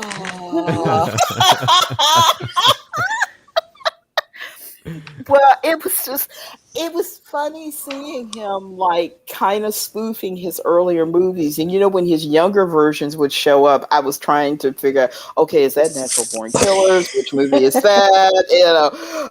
What's he? I said Natural Born Killers, not that one, but something very similar. But I was trying to figure out, okay, what movie is that from? And I just liked the way he was just kind of playing off his movies. I think, didn't he even have a line like "Not the bees"? So, not the bees. Yes, not the bees. Face off. It's a face off. So, oh yeah, but yeah, it was cute. I liked it. And let's see the others. General Wingster, I have not. I have seen the reviews about Willy's Wonderland. It sounds really crazy, and that's another one of those. If it comes on like a Roku channel or Tubi where I can catch it for free, I'll watch it. So, and Rhaegar said, yeah, he's Pedro Pascal playing Donald Trump in Wonder Woman 84. Yeah, pretty much. Yeah. Yeah. But he does have that one line that I do think it was like the only good thing about the movie was the line because of the meme value it had. Like, it's like, it is good, but it could be better. Like, that's the only thing that I actually even really remember from that movie, because the rest of it's so forgettable. That movie, yeah, it's gone out of my brain. There was one moment in... Thankfully. And I watched through EFAP. So that was the only way after the movie is when EFAP did their 9-hour review of it. And I was like, yeah, this is the way to do it. But no, there was one moment in there with Pedro Pascal that I was like, that was when it kind of hit me. And I was like, yeah, he is a good actor. It's when they're doing the flashback and he's thinking about when, I guess, he first started his business. And it's like he's got the paper sign up on the door, and he's kind of like fixing the coffee cups and everything. And it was just something so, I don't know, normal and simple about it. And I'm like, yeah, this guy is starting from the ground up and he doesn't know where he's going to go with this. It may not go anywhere in the end. And that was when I was like, yeah, he's not a bad actor. I've never seen The Mandalorian, so I have no idea what he's like on that. But yeah, if he would just keep his mouth shut, he'd be just fine. So, and okay, we watched the Raven. That was one of our watch party movies. It got the most votes. It has 17 votes. And that was with Vincent Price, Boris Karloff, and Peter Lorre, and an extremely young Jack Nicholson. And it is considered a horror comedy. And it's definitely a comedy. Vincent Price plays a sorcerer. And a raven, he's doing the Raven, Edgar Allan Poe. And this raven ends up flying in, and it turns out that it's Peter Lorre who has been turned into a raven because he got into a dispute with this other sorcerer, who turns out to be Boris Karloff. And then he sees this portrait, and he tells Vincent Price, yeah, I saw that lady over at Boris Karloff's castle. And Vincent Price is like, oh, no, that's my wife. She's been dead several years. And Peter Lorre's like, no, I saw her at Boris Karloff's castle. So the whole thing is about, it has a sorcerer's duel at the end between Vincent Price and Boris Karloff. Jack Nicholson is playing Peter Lorre's son, and he's kind of dense. And it turned out that Lorre and Nicholson did not like each other during the filming of this movie. Oh, geez. So, and Jack Nicholson hadn't been in the movies that long. And it's like, dude, you're talking about Peter Lorre, who was in M, show some respect. They said Peter Lorre ad-libbed a lot. Vincent Price kind of picked up on the ad-libbing. Boris Karloff, who was not well at the time, he really wasn't picking up on it. But I think they filmed it like in 15 days. And for the most part, Roger Corman said they had a blast. I know Vincent Price and Boris Karloff had not issues, but it was like when they were doing some of the practical effects, they were swung up like in chairs and stuff, and they were like, that kind of got bothersome after a few hours. But it's just a fun, silly movie. And no, Rhaegar, I know the movie you're talking about. I remember John Cusack played Edgar Allan Poe in a movie called The Raven. No, this is just a fun, silly movie. I was glad it came in number one. I was kind of surprised that it did, but everybody enjoyed it. And it's not scary. It's just, and you're getting to see these three great actors and then one actor who is just starting his career. So yeah, it's pretty good. I definitely recommend it. And it's 70 enjoyed it, and it has pretty much nothing to do with Edgar Allan Poe's poem, except there's a bird. And that's kind of like The Pit and the Pendulum that we're watching next week. I think the only things that it has in common with Poe's short story is that there's a pit and there's a pendulum, and that's it. But I hope you all will come by Soup to Nuts next Friday and watch that. And General Winks to say he'd rather see Vincent Price in the Wax Museum. Yeah, Vincent Price did a remake, Mystery at the Wax Museum, which is quite good. It's one of the first, if not the first, 3D movie. And a very young, he used his real name. It's Charles Bronson is in it.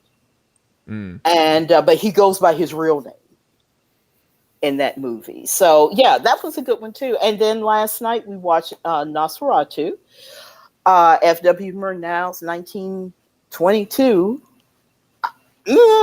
Some people call it a masterpiece. I was telling everybody last night, I bounced back and forth between 3 stars and 4 stars, depending on the mood I'm in. Last night I was in a 3-star mood. That's why when Rosie was saying, she had asked me in advance, was it scary? And I said, well, in 1922, it might have been. Mm-hmm. It definitely wouldn't be for us today. It has those moments. And I think, yeah, Bruce was saying it was more hype than anything. Mm-hmm. I would kind of agree, Bruce, because I think the notoriety, it's a good silent movie, but I think the notoriety of it has pushed it even higher. Nobody is for sure if Prana Studios, they made one movie and it was Nosferatu because they kind of got sued into oblivion. No one is for sure if the Stoker estate was ever contacted to get the rights to this, because this is an unauthorized retelling of Bram Stoker's Dracula. When the movie came out, they said that they did credit Bram Stoker in the promotional materials, and also someone who spoke at the premiere. But Florence Stoker, Bram's widow, found out about it, and she filed a lawsuit against the studio, and she won. So the judge ordered that every copy of this movie had to be destroyed. All the copies in Germany and Britain were destroyed, but the what's it called? Public domain. The public domain had already ended in the United States. So she couldn't file a lawsuit over in this country. So that's the reason why we still have copies of the movie, is because they used the copies that were still here in the United States and in other countries. That's the only reason why we still have it. Wow. So like I said, I think, Jeff is saying, hi, Jeff. He's saying they were contacted. They said no. So they went ahead and filmed it anyway. We're just gonna do it anyway, and see what happens. They kind of changed it. Jonathan Harker is Thomas Hutter. His wife is not Mia, it's Ellen. They're already married when the movie starts. There's no Arthur, there's no Quincy. There's kind of a Van Helsing. And they put it in Germany in 1838 instead of 1890s Britain and Transylvania. Yeah. So they were trying to change it up, I guess, because they were filming. Bye, Steph. I'll talk to you later. Have a good one, Steph. I think they were trying to change it up so it would be more appealing to a mostly German audience, but they didn't. It wasn't changed up enough for the Stoker estate, and obviously it wasn't changed up enough for the judge. Yeah. But yeah, that's the only. I think the notoriety behind it is what now has really, pumped it up that it's so famous. But yeah, it's still a good. Yeah, Chris was saying, yeah, it's still a good movie. I saw somebody else say, yeah, it's still a good movie. It is a good movie. And Max Schreck, I showed a picture of him after we watched it last night. Click on his name. Hopefully, one of his real pictures will show up. Yeah, look at that. Because somebody in the chat asked me that I think he was a real vampire, and I said, okay, I know in Shadow of the Vampire, yes, that's him for real. I've seen him in other movies. He was mainly a stage actor. He worked for, he did theater for Max Reinhardt, who was a German stage director that a lot of German actors came up under back in the day. And I've seen him in other movies. So yeah, I don't know. I know he wasn't a real vampire, but I did recommend that everybody rent Shadow of the Vampire with Willem Dafoe playing Max Schreck. In Shadow of the Vampire, Max Schreck really is a vampire, which is why F.W. Murnau hires him And he just tells the cast, this guy is very weird. These theater people. Yes, he will be sleeping. We'll be filming only at night because this guy does sleep during the day. So the whole joke is, yes, Max Schreck is a vampire. Murnau is, he knows it. And the only thing Schreck wants is he wants to have a go at the leading actress in the movie, Greta Schroeder, who in reality was still small time. She was still showing up in a few movies, but she wasn't the big star they made her out to be in Shadow of the Vampire.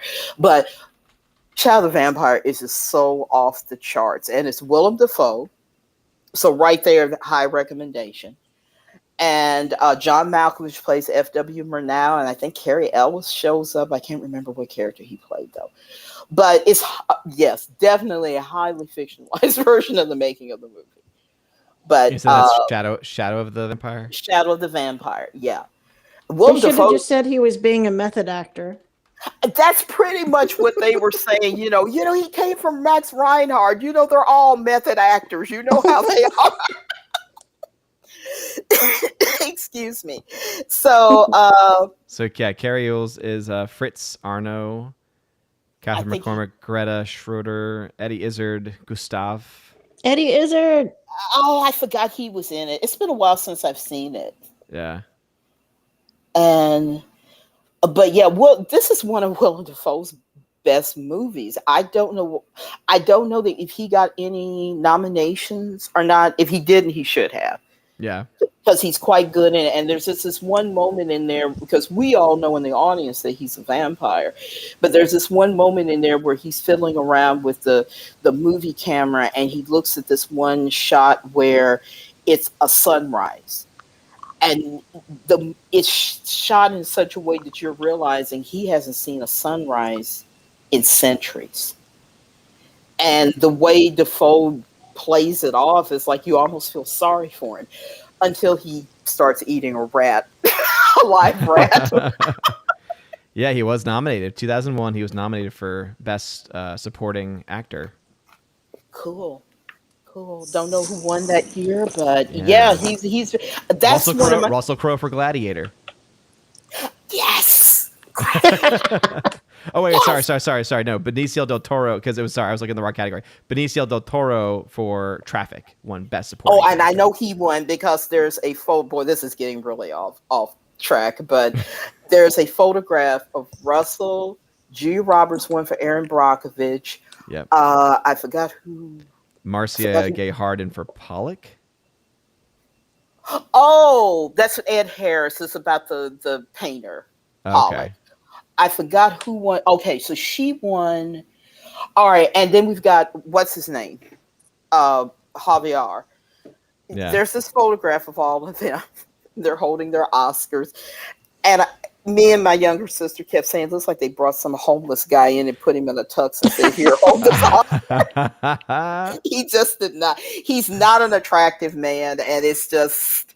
He just looked out of place, I don't know. It just looked really, really, really weird. So anyway, yeah. So watch Nosferatu. At least give it a try. Even if you see it one time, at least you can say, well, yeah, I saw it, because it is considered a classic of the silent era. F.W. Murnau, I was recommending some of his other movies. He's one of my favorite directors. My favorite movie of his is not Nosferatu, is Sunrise, A Story of Two Humans. That was one of the last silent movies ever made. And it's a beautiful movie. And it was one of the first,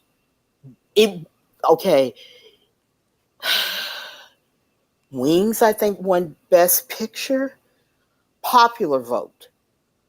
But Sunrise won Best Picture, like, as far as how the Academy was approaching, like, just, it'll stand the test of time. It's so beautifully done.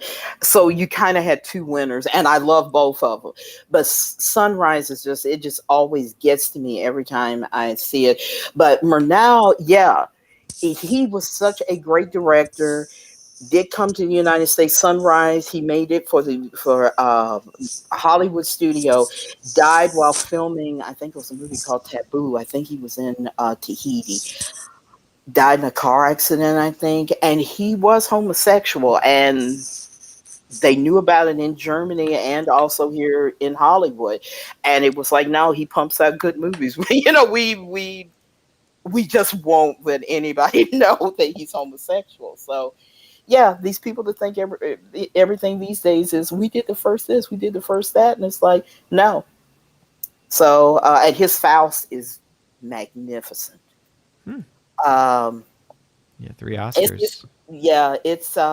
It's kind of, Faust is kind of scary too. So but yeah, there you go. Nice. So yeah, like I said, not too many movies this month. I've been just kind of watching YouTube videos and laughing at Rings of Power. And Oh goodness me, I'm so glad it's over. well, I didn't even look at it, and I'm so glad it's over. But Laura, I did joke that if the people that had been in that hall or cathedral or whatever on House of the Dragon, if they had been on Rings of Power, they'd all still be alive. Because if you can get hit by a volcano and survive, obviously getting hit by a dragon, they would still be around. So they were all on the wrong. They were all on the wrong show. So, oh my God! Oh, the whole volcano thing too for Rings of Power. It's just like that broke me. I don't know what idiot in that writer's room thought this was realistic. And they can throw the whole, well, it's a magical. No. I have to think that somebody in that writer's room said, well, I've got these pictures of Herculaneum and Pompeii. And they're all like, no. We're all there. All of them will survive. And somebody will go blind. And somebody will have a scratch. And that'll be enough. That'll be enough. It'll be fine, No everybody's fine. Everybody's fine. It was like seeing the reviews of that and thinking, this can't get any stupider. And then the volcano erupts and it got stupider. Yeah. But somebody thinks that, because I keep saying, well, who is this girl with the boobs? Because Drinker and them were talking about it. Because, I mean, your eyes just kind of automatically go to her and you're thinking, oh, they're letting her have the only boobs on the show. And it's Isildur's fake sister who actually doesn't exist. People are saying they think she's going to transition and become the Isildur. Left Middle Earth. Nobody even bothered to even try to go back to look for survivors. And of course, Muffin's she just wanders on out and tells his kid, he's like, you're not my mother. I'm your mother now. Come with me, and I'll tell you about the husband that I'm only bringing up in episode 7. I'm so glad I have no idea what you're talking about. I know. Oh, it's like somebody describing a train hitting a gasoline truck. It's like, yeah. I just don't. Or the greatest metal, or the greatest metal worker, metalsmith, whatever you want to call it, in Middle Earth, Celebrimbor being taught by Sauron. Oh, there's this thing called alloys. Oh. We're now just only finding out about alloys.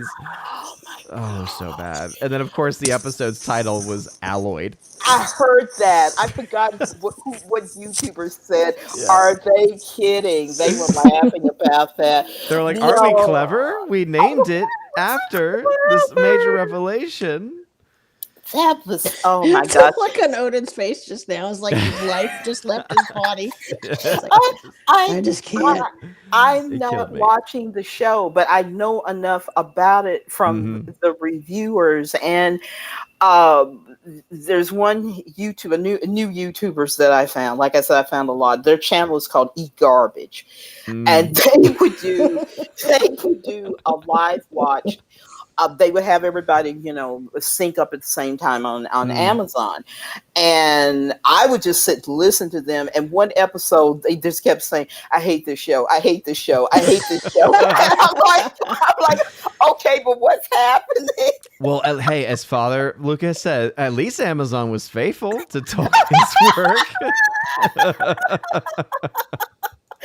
Oh my god! Yeah, especially with the Nazgals, like that. Yeah, Nazgals. Whole random subplot that didn't go anywhere. They I was like, existed. aren't they Nazguls? But they called them the Nazgals. Three women. One of them looked like Oh. she had borrowed Yeah. a Valkyrie costume from a cheap production of Wagner's Ring Cycle, Mhm. and then we had Slim Shady, the one everybody kept calling Slim Shady. I'm Slim Shady. I'm the real Shady. All the other Slim Oh Shady. my gosh! But I Yeah. was like, okay, if they think this is Sauron, why are they spinning him around in the air? And the fact that it took them so long, you're like, oh, so they're not very smart. But it's even like the writers of the show, the writers and creators of the show, it's even worse because, like clearly that's what they were trying to basically have them be was like some early edition of the Nazgul, but they're all women, so that's why we call them the Nazgals. Yeah, that's not their actual name. We just call them the Nazgals. Because it's confirmed though that that's the idea they were going with though, because when the that's my Alexa. Alexa in the background. I know that sound all too well. But when the the person who we're not supposed to know who he is, he's totally not Gandalf. He basically says, "I'm good," and then all of a sudden he destroys them with his magic. But the way they light up, they end up looking just like the Nazgul did when Frodo had the ring on. Yeah. And so it's like, oh, you've just confirmed that this is exactly where you're going with it, and therefore you've confirmed just how stupid this concept has been from the beginning. This just, like Sauron, not Sauron. Yes, he's Sauron. It's like everyone saw that coming too. It was just. I had already heard the rumors, and then him and what's her name get into that snarling contest in the last episode.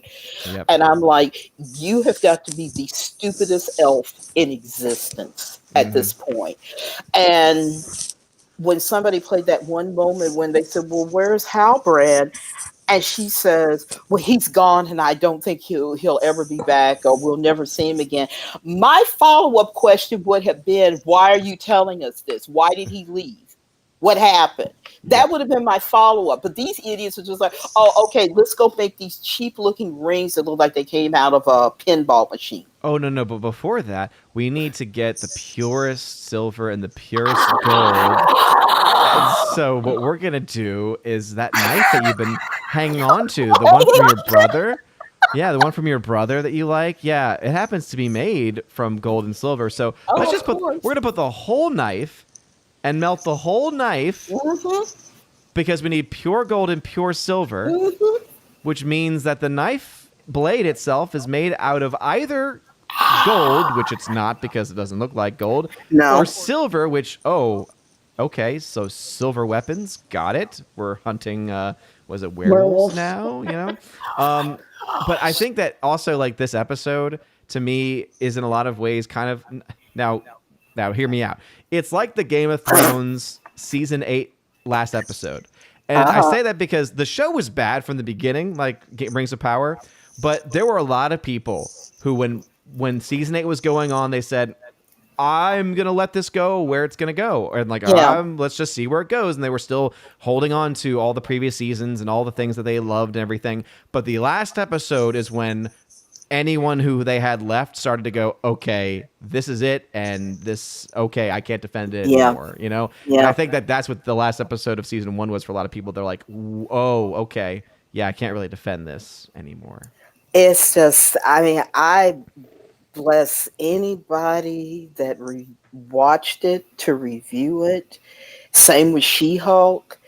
The reviewers that had to tackle that, and Disparu did. He just dropped a video the other day where he wasn't so much reviewing the season of She-Hulk, but getting into the them pretty much coming out and saying, yeah, this is a sex show and we made it for kids. Yep. And so he was dealing in cultural destruction more so than She-Hulk is just a terrible show. Mm-hmm. And I was like, yeah, that's the word that needs to get out. And as far as Rings of Power, I mean, yeah, bless anybody that sat through it to try to review it. I'm glad I saw the reviews, so I had a general idea of what was happening. But, everything just, from the clips I saw, everything just looked cheap.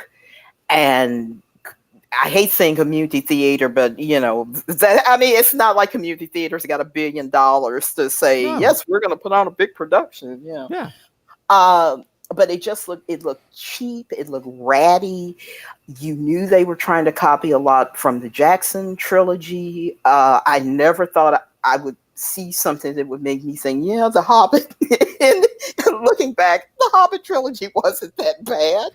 In retrospect and in comparison, yes, absolutely. Yes, absolutely. So, yeah, I don't know where the $1 billion went. I'm not going to be the first person to keep saying money laundering. It keeps popping up everywhere. Mr. H Reviews has already said he's already said it's obviously a money laundering. Yeah. Because where did the money go? It just looks so cheap and tawdry. Mm-hmm. And we brought that up on the Salty podcast last weekend because we were reviewing the show, and we had last weekend on we had someone who had been a network executive, and so he had some inside knowledge about how some of these things work. And so I asked the question about production budgets. It's like, what does production budget include? Does it include the cost for actors, the cost for the writers, like all this stuff and everything going into it? And he says like it essentially goes into like all of the different like factors. And so basically that leaves open then it absolutely could have gone into the pockets then of the producers, because I think he said, or someone had said that Amazon footed the bill completely.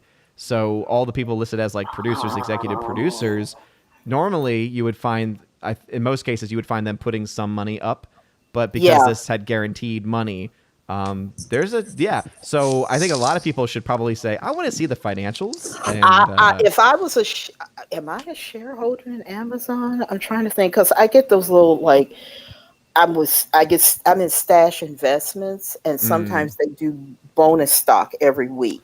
Oh, and that's how I am a shareholder in Netflix. I didn't buy the stock; it was a bonus, but I'm able to vote. I'm able to vote. Oh, nice. So, Rhaegar said, "You have not seen what I have seen."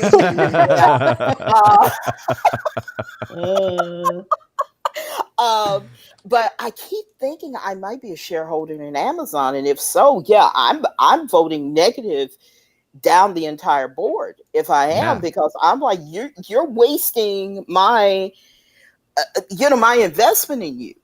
Mm-hmm. Where is this? And somebody was joking. I've already said, watch Prime go up. I'm not a Prime member anymore, but I've already said, watch Prime go up. And somebody was joking last night on YouTube. They said, what? My Prime bill is now $300 a year. And wait, you're telling me there's half the content that was once there? Half How does the this content? make any sense? Yeah. But it's I don't know. Since we found out that these two guys are again more bad reboot people, and that's how Bad Reboot got that deal with Star Trek Discovery. When you were saying about Amazon footing the bill, Netflix got stuck with Star Trek Discovery because they footed the bill for like the first 2 or 3 seasons. CBS, Paramount, Viacom, whatever, and Bad Reboot didn't have to put any money in. And then once Netflix saw what they had done, they were like, "The show is terrible, and we're stuck paying for it." Mm-hmm. But now I think because I think it's getting ready to go into its 5th season. How, I don't know, but now CBS is having to put out the money, or Paramount, or Viacom, whatever. And that's the reason why they're getting ready to be cut off, because they're like, this show is not good. Nobody is watching it. It's like Batwoman. Nobody's looking at it. So anyway, except for Az. except for oh my Az was their biggest fan. Poor Az. Oh my The god. the amount of mental damage done to poor Az during watching that show. Now we know why he is as he is. Too much Batman and Rings of Power and She-Hulk and oh my gosh. Oh, and that's another thing too. Oh my goodness, because as bad as this entire show was, it doesn't hold a candle to She-Hulk. Like that was the most painful. Because I usually stay away from bad stuff, but like this is one of those things where it was like for homework. It's like, well, we got to watch it because we're talking about it. I'm like, no, stop, don't make me. I was putting like gifs into our like chats and stuff, and I was just like, no more, I can't take it. Yeah, I think Thorius Unlimited has watched Batwoman. I think he was watching She-Hulk, and it was the same thing. It was like I can't take this anymore. Yeah. And it's the small bits that I saw of She-Hulk made me sad.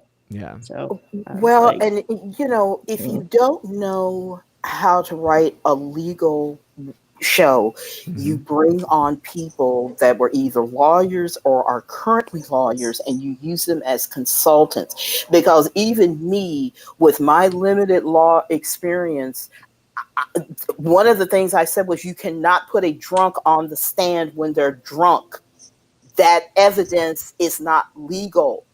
Police cannot even take a report from a drunk. If they go to a scene and that person is drunk, they say we have to come back later to take the report. But they put this drunk bimbo on the stand to give evidence. And I'm like, no, that can't be done. That's not legal. Yeah. So if I even know that, it's like, what is wrong with you people? But it's a comic book show. You're supposed to just let it in. It's not supposed to be based in reality. Oh my gosh. Yeah, it's I don't know. Don't you love how like admit you didn't try. Yeah.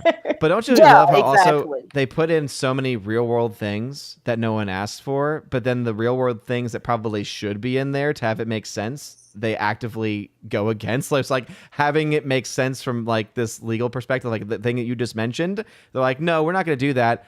But we'll go ahead and add in some modern day commentary and have all the men be dogs and just, oh my goodness. Yeah, it's, I don't know. It's just, I would recommend, because I don't want anyone to have to go through what I went through. So I would not sell anyone to watch it, even just for the sake of saying I watched it. I would say instead, try to find, I'm sure it's out there, just the ending, the season 1 ending, and just watch that.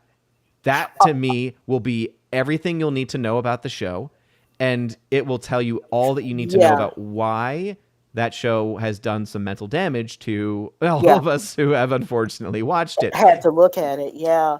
Because when you see She-Hulk hanging down from the Disney Plus menu screen...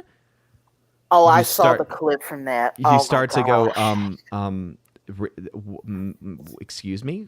That's where you want to go with this? And to hear Ms. Zhao, for her to say that she could have gone on for another half hour. She could have written another half hour of She-Hulk complaining to this robot. And it's like, but nobody wanted to see that. We already realized you are bullying Kevin Feige. That's what has come across to everybody. He's totally lost control of the MCU. Phase 4 has just been garbage. I don't even want to think about Phase 5. That's the reason why I'm so done. Me and Steph keep saying we are so glad we got out of it with Infinity War. Mm-hmm. I mean, as far as we're concerned, Thanos is one. You're going to have a throwaway line in She-Hulk about, oh yeah, the Sokovia Accords, yeah, they've been canceled. What? That's right. A throwaway line. Then if somebody goes to see a movie in the future, this is so the Shills can say, oh, well, you should have watched She-Hulk episode blah, blah, blah, blah, blah. No, I shouldn't be required to do all this homework to watch one of your freaking movies. Stop it. Especially when the movies aren't even that good to They're begin not with even that anymore. good. That's, like, Oh my gosh. So anyway, well, Laura, I'm gonna turn it over to you. And thanks. I've ranted enough. We'll rant on. Well, Steph's gone. We'll rant on soup to nuts some more. So well, we do a lot of that anyway. Before we move on to Laura, make sure everyone you smash the like button, live the fire button on Odyssey, and smash that Rumble button as well. King Kang Rumsky has been hanging out over on Rumble. Thank you very much, good sir. And he did ask a question that I want to make sure everyone does know. Yeah, so tonight there will not be an evening stream. So the chosen stream that we're doing right now is taking the place of the Saturday stream. So thank y'all very much for being a part of this, and shout out to Abomination, who is hanging out over on Odyssey, and to all those who have been hanging out on YouTube. So Laura, what you been watching? I'll see y'all later. Oh, you're gonna Tina, hold on one second. Yeah. Oh, hold on one second. I saw that movie, the portrait of Dorian Gray that you recommended. Yes. With Angela Lansbury? Yes. Oh, so good. I was surprised how small her part was, though. Yeah, the character, I've never read the book. It's on my Kindle. I just haven't got a chance to read it. Yeah, the character has a small role, but she was just so wonderful in it, wasn't she? Yeah, I'm so glad I saw it. I'm glad you enjoyed it. I think I was forced to read that in high school, but well, if you are, I think it's still there. If you're ever in Chicago, if you go to the Art Institute down on Michigan Avenue, the full-size portrait of the corrupted Dorian Gray is on display there. Oh, I don't know if I could handle seeing that in person. I walked past the room. I saw it was on, our little guide. And I was like, wow. And then I was like, no. And so we went past the room, but it was like a fast walk. I was like, oh, there it is. Okay, go to the next room. But yeah, fantastic movie. I'm glad you enjoyed it. Look at her. She's so young in it. She's so young. Yeah. That's one of her first movies. Wow. Her voice was, it's so high and sweet, Yeah. I see why she made an impression. And watch her in Gaslight. She's completely opposite of this character. Oh, yeah, I've got that on my list next to get. Okay. To. Yeah, Gaslight's really good. So yeah, I'm going to get off here, and I will see you all, I guess, Tuesday night then. Yeah. All right then. Have a good Saturday. Thank you. You all have a good one. I'll talk to you all later. All right. All right then. Bye. Bye. All right. So what you been watching or anything you want to talk about, Laura? Oh, yeah. I also saw that Mummy, Bride of Frankenstein. Yeah. So what are your thoughts about that? Oh, it was so great to see, some of these classic scenes. When they show compilations of all these classic movies, you always see, especially the Bride of Frankenstein, and she screeches at when she's introduced to Frankenstein. Yeah. But yeah, I've actually never seen either of them, because I've never watched any of the classic stories, the classic Universal monsters. I obviously know about them, and I've seen a lot of because I've been to Universal Studios a few times, and they have the different tours and different things you can look at from their history. But yeah, I've always heard so many great things about it. So did you? Yeah. So had you seen them? Because I know that for Tina, the music was kind of a distraction. Like, had you seen them enough before to notice the music added on, or? This was my first time seeing both. We saw Frankenstein last year, and Bride of Frankenstein is not obviously as good as the original Frankenstein, but there were just some classic moments in there. Yeah.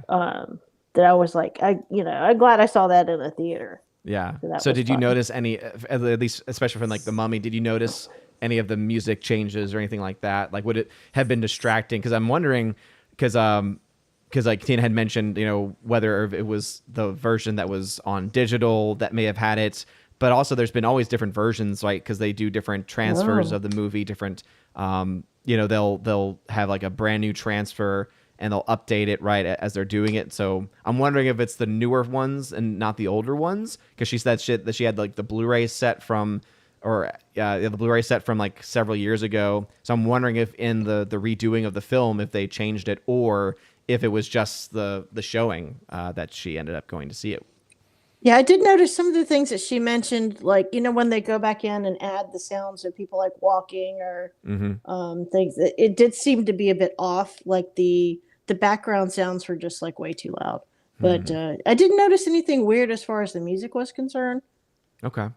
Yeah, I'll have to, if I ever see it again, I'll have to kind of pay attention to that. But yeah, she's seen it so many times that she would notice, stuff like that. Yeah, absolutely. And then, it's funny because when I saw The Bride of Frankenstein, a lot of the stuff in Young Frankenstein, the Mel Brooks movie. Yeah, that's right. That's right. Oh no!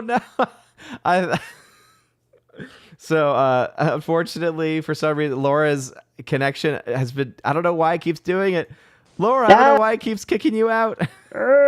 Frustrating. Well, I'm going to talk really quickly then, just in case. Well, luckily, it's easy to get you back in. So I wonder if it's an internet thing. I don't know. But I was laughing because there are certain scenes in The Bride of Frankenstein when Frankenstein goes out and meets the stranger in the woods. I was like, oh, wait a minute, that was in Young Frankenstein. Now that's right. Now I understand. So of course I had to go back and watch that again. Yeah. Yeah. Guess what? Yeah, she was mentioning even about meeting it. My brain actually didn't even go to Young Frankenstein for some reason. It went to, there was an off-Broadway musical called Frankenstein the Musical, and it was not that successful. But you know Sutton Foster, right? Yeah. So Sutton Foster, for those that don't know, she's very well-known like Broadway actress, has been in tons of Broadway stuff, like just is seen as off like it's like today she's like probably like Miss Broadway, like she's like synonymous with it. But her brother also does theater too, Hunter Foster. And so Hunter Foster was in this off-Broadway version, and he was playing Dr. Frankenstein. So that's where my brain actually went, because I actually love the music, even though it was not a success. Like it never made it to Broadway or anything. I thought the music for it was actually just beautiful. So that's where my brain went. Yeah. Bride of Frankenstein is better than the original. Ooh, strong opinion there, Jeff. Wow. I don't know. It did have its moments, but I just preferred Frankenstein. Frankenstein. Okay, I'm Igor. What type of brain was it? Oh, it was Abby someone. Abby what? Abby normal. You made me put an abnormal brain. Terry Garr is just so beautiful. I was like, so pretty. What else did I see? Speaking of when Tina was talking about being drunk and bored, I was in our downtown and I was having a good time, drinking too many cervezas, and I was like, well, I can't drive home. I've got to go sit in a movie theater. So the only thing that was playing that looked interesting was Avatar. Oh no. I've not seen a 3D movie in like forever. So I was like, well, I guess I would just go watch this 3D movie. How did it hold up for you? It's just as long and boring as I was hoping I could fall asleep, but it was just too loud. I was like the only person in the theater. Oh, wow. Yeah. Well, because I know the special release came out. I think it's going into, I think its third weekend or so since it got re-released. So it actually did relatively well, like when it first came back out again. But God bless you. Positive, yeah. The 3D was really good, and the design of the world. But I mean, after a while, it's like, okay, that's enough of that. I think I did leave before the end. I was like, I'm done. Maybe I'll just wander around town for a while. I'd rather do that than, go through the rest of this movie. Because I agree. I actually, because I hated just 3Ds, I just never liked that technology. But the world, I always said, oh no, the world looks great. I think the world absolutely is beautifully designed. But it was the characters that, when I couldn't get past giant blue Smurf people. That's how I always had to view them. Yeah, a little strange, a little preachy. I was like, yeah, enough of that. What was it? Udumtadium? Isn't that the? It's like nice, good job, nice writing there, James. The corporations being all corporationy. It's just like, this is horrible. Oh yeah, Victor Fontaine. Avatar? Isn't that one of Odin's favorite movies? No, The Shape of Water. The Shape of Water. No, I'm bringing back bad memories. No. Triggered. I got 38%, so let's keep rolling. Yeah. What else did I see? I finished Elvis, and I didn't want to watch that movie because I knew it'd make me sad. Because he died so young, and just the whole story is pretty sad. Wait, which one? Elvis. Oh, Elvis. Okay. Sorry. Yeah, absolutely. The newest one, right? Yeah. Okay. It was good. It was good though, but yeah, I was sad at the end.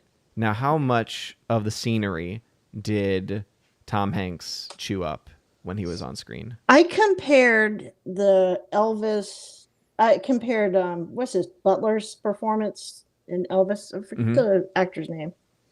Austin Butler.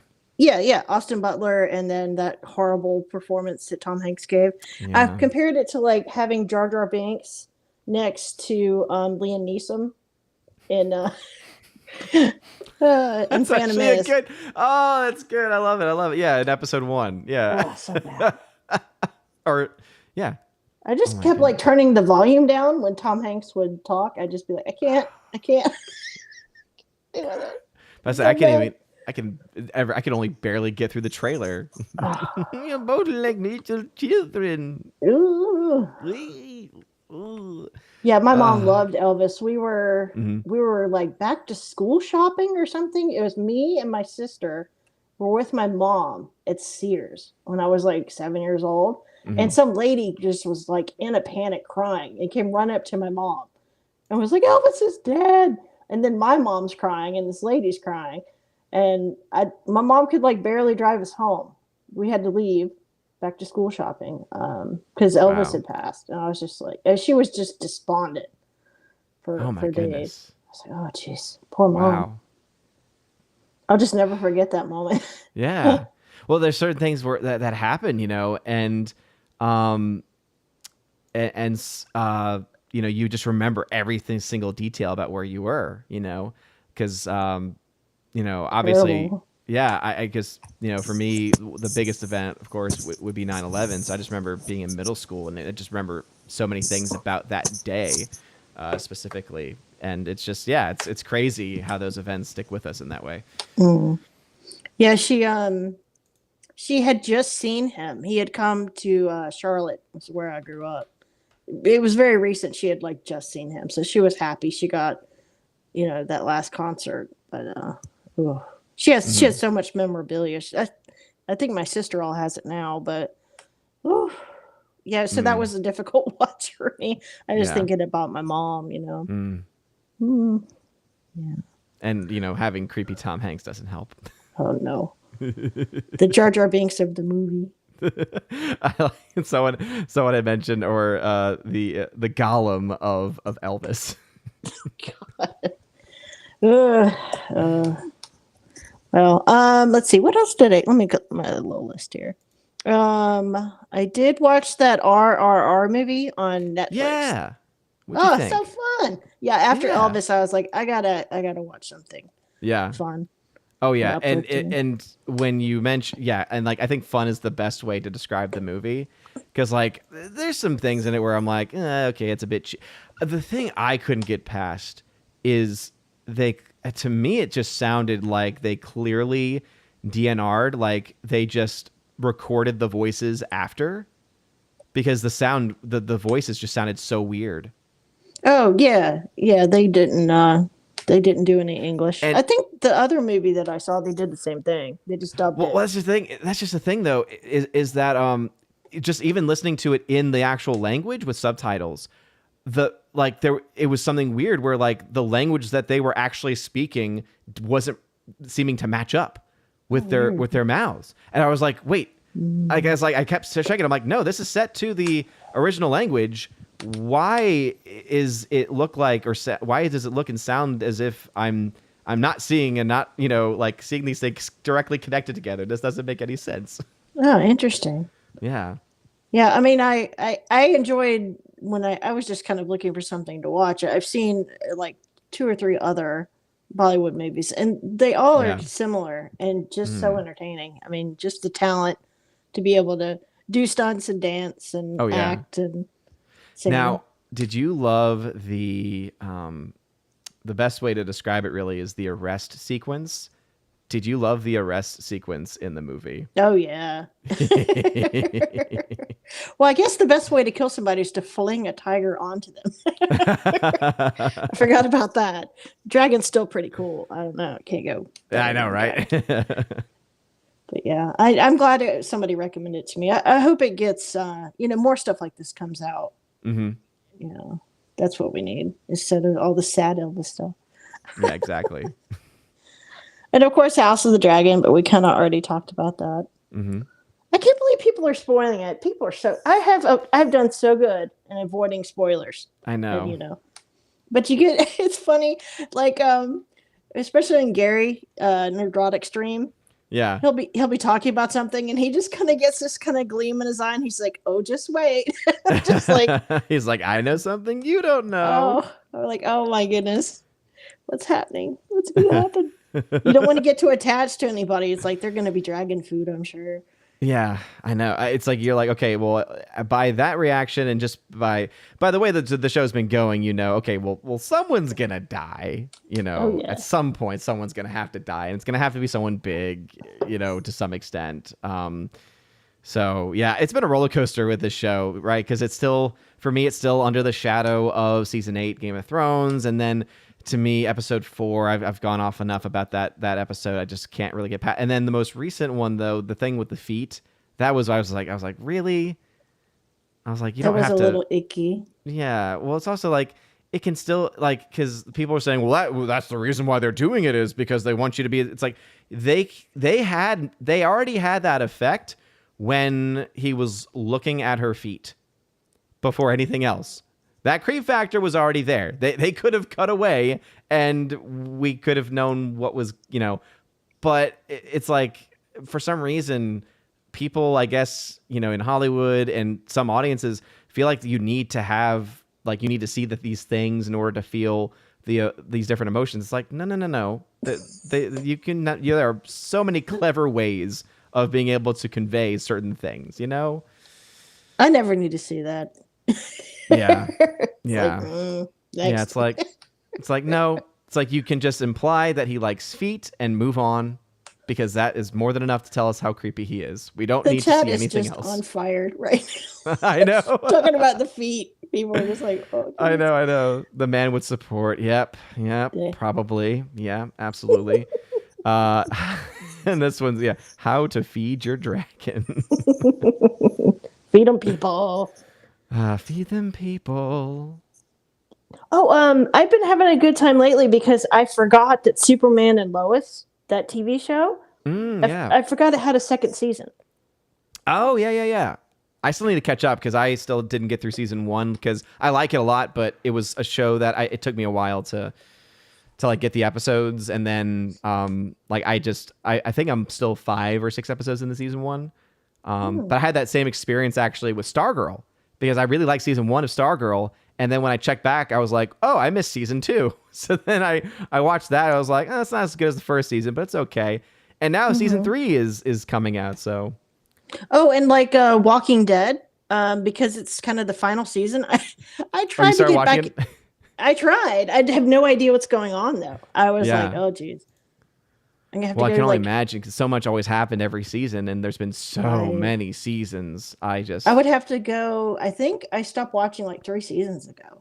Oh my goodness! Yeah, I think I got to season 4 or 5. I think it may have been like I know I got up to Negan, and I want to say I got through the Negan the Negan season, and maybe the season after. I don't remember who the big bad was in the season after Negan. I think a lot of people left after Negan. I think Yeah. a lot of people were like, "Ooh, no, that's enough. Yeah, Ooh, to go, yeah, he's got to go. got to go." I mean, and then the main guy left. Mhm. Andrew Lincoln left, and that probably killed the rest of the audience. So. Oh, I forgot. Oh my, yeah. Oh, sorry, spoiler. Spoilers. Oh my gosh, spoiler. I mean, I stopped watching because I didn't care. Okay. I thought somebody listening might care, Odin. Well, yes, that's true. Someone might care. So I guess I can, there we go. Taking care of it. See, now we got the little spoilers tag up. So I guess he dies. He gets killed. No. He just disappears? He's still out there. They think he's dead. Yes. They don't even think he's dead. Right. I know. I think that's why a lot of people were like, "Oh, F the show." Oh my goodness. Well, because the character, I believe, is supposed to be alive throughout, because he's the main character, right? So it makes sense for him to be alive throughout all of it. Yeah, I have to look into how the comic ends. I think the comic is completely different than the show at most points. So yeah, I know that there are definitely some major differences for sure. Whispers, yeah. Well, they did have some bad guys. They had these people that walked around and they put zombie skins on themselves. Oh, okay. And like shuffled around, like pretending to be zombies, so they could kind of like walk around outside. That was pretty creepy. Yeah. Pretty creepy. Yeah, but that's just it. Just a wee bit creepy, you know. Can you imagine? It's like, hey, we've got this nasty, gooey zombie, and now we got to somehow get its skin off, which I think you could just pull, like. Yeah. Oh, yeah. Because you're like, yeah, I used to skin rabbits. Now I'm skinning zombies. They're all gooey. I don't even know. But they're people. It's people. Soylent Green. Exactly. It has that kind of vibe to it a little bit. Yeah, my brother spoiled that movie for me, by the way. Oh, no. I don't know how I made it through, because people were saying the whole it's people. And I when I finally watched the film, like, I got through it without knowing what, it all made sense once we got to it, but somehow it didn't it didn't connect with me until it finally was playing out. They're doing all this stuff with The Walking Dead, online. They're doing these mini episodes, and I think there's a whole nother show. So there's stuff going on. Mm-hmm. Rick is back in special series. Okay, cool. Interesting. Oh, that's good. Yeah, apparently he has got some movies coming soon. So I guess if it's the last season, that he'll make an appearance probably at the very end. Oh, probably. Yeah. Yeah. My wife and I were so into that show, and she would make me wait until it got dark outside to watch it. We can't watch it while the lights are on. It has to be in the dark. It has to be in the creepy environment of the evening.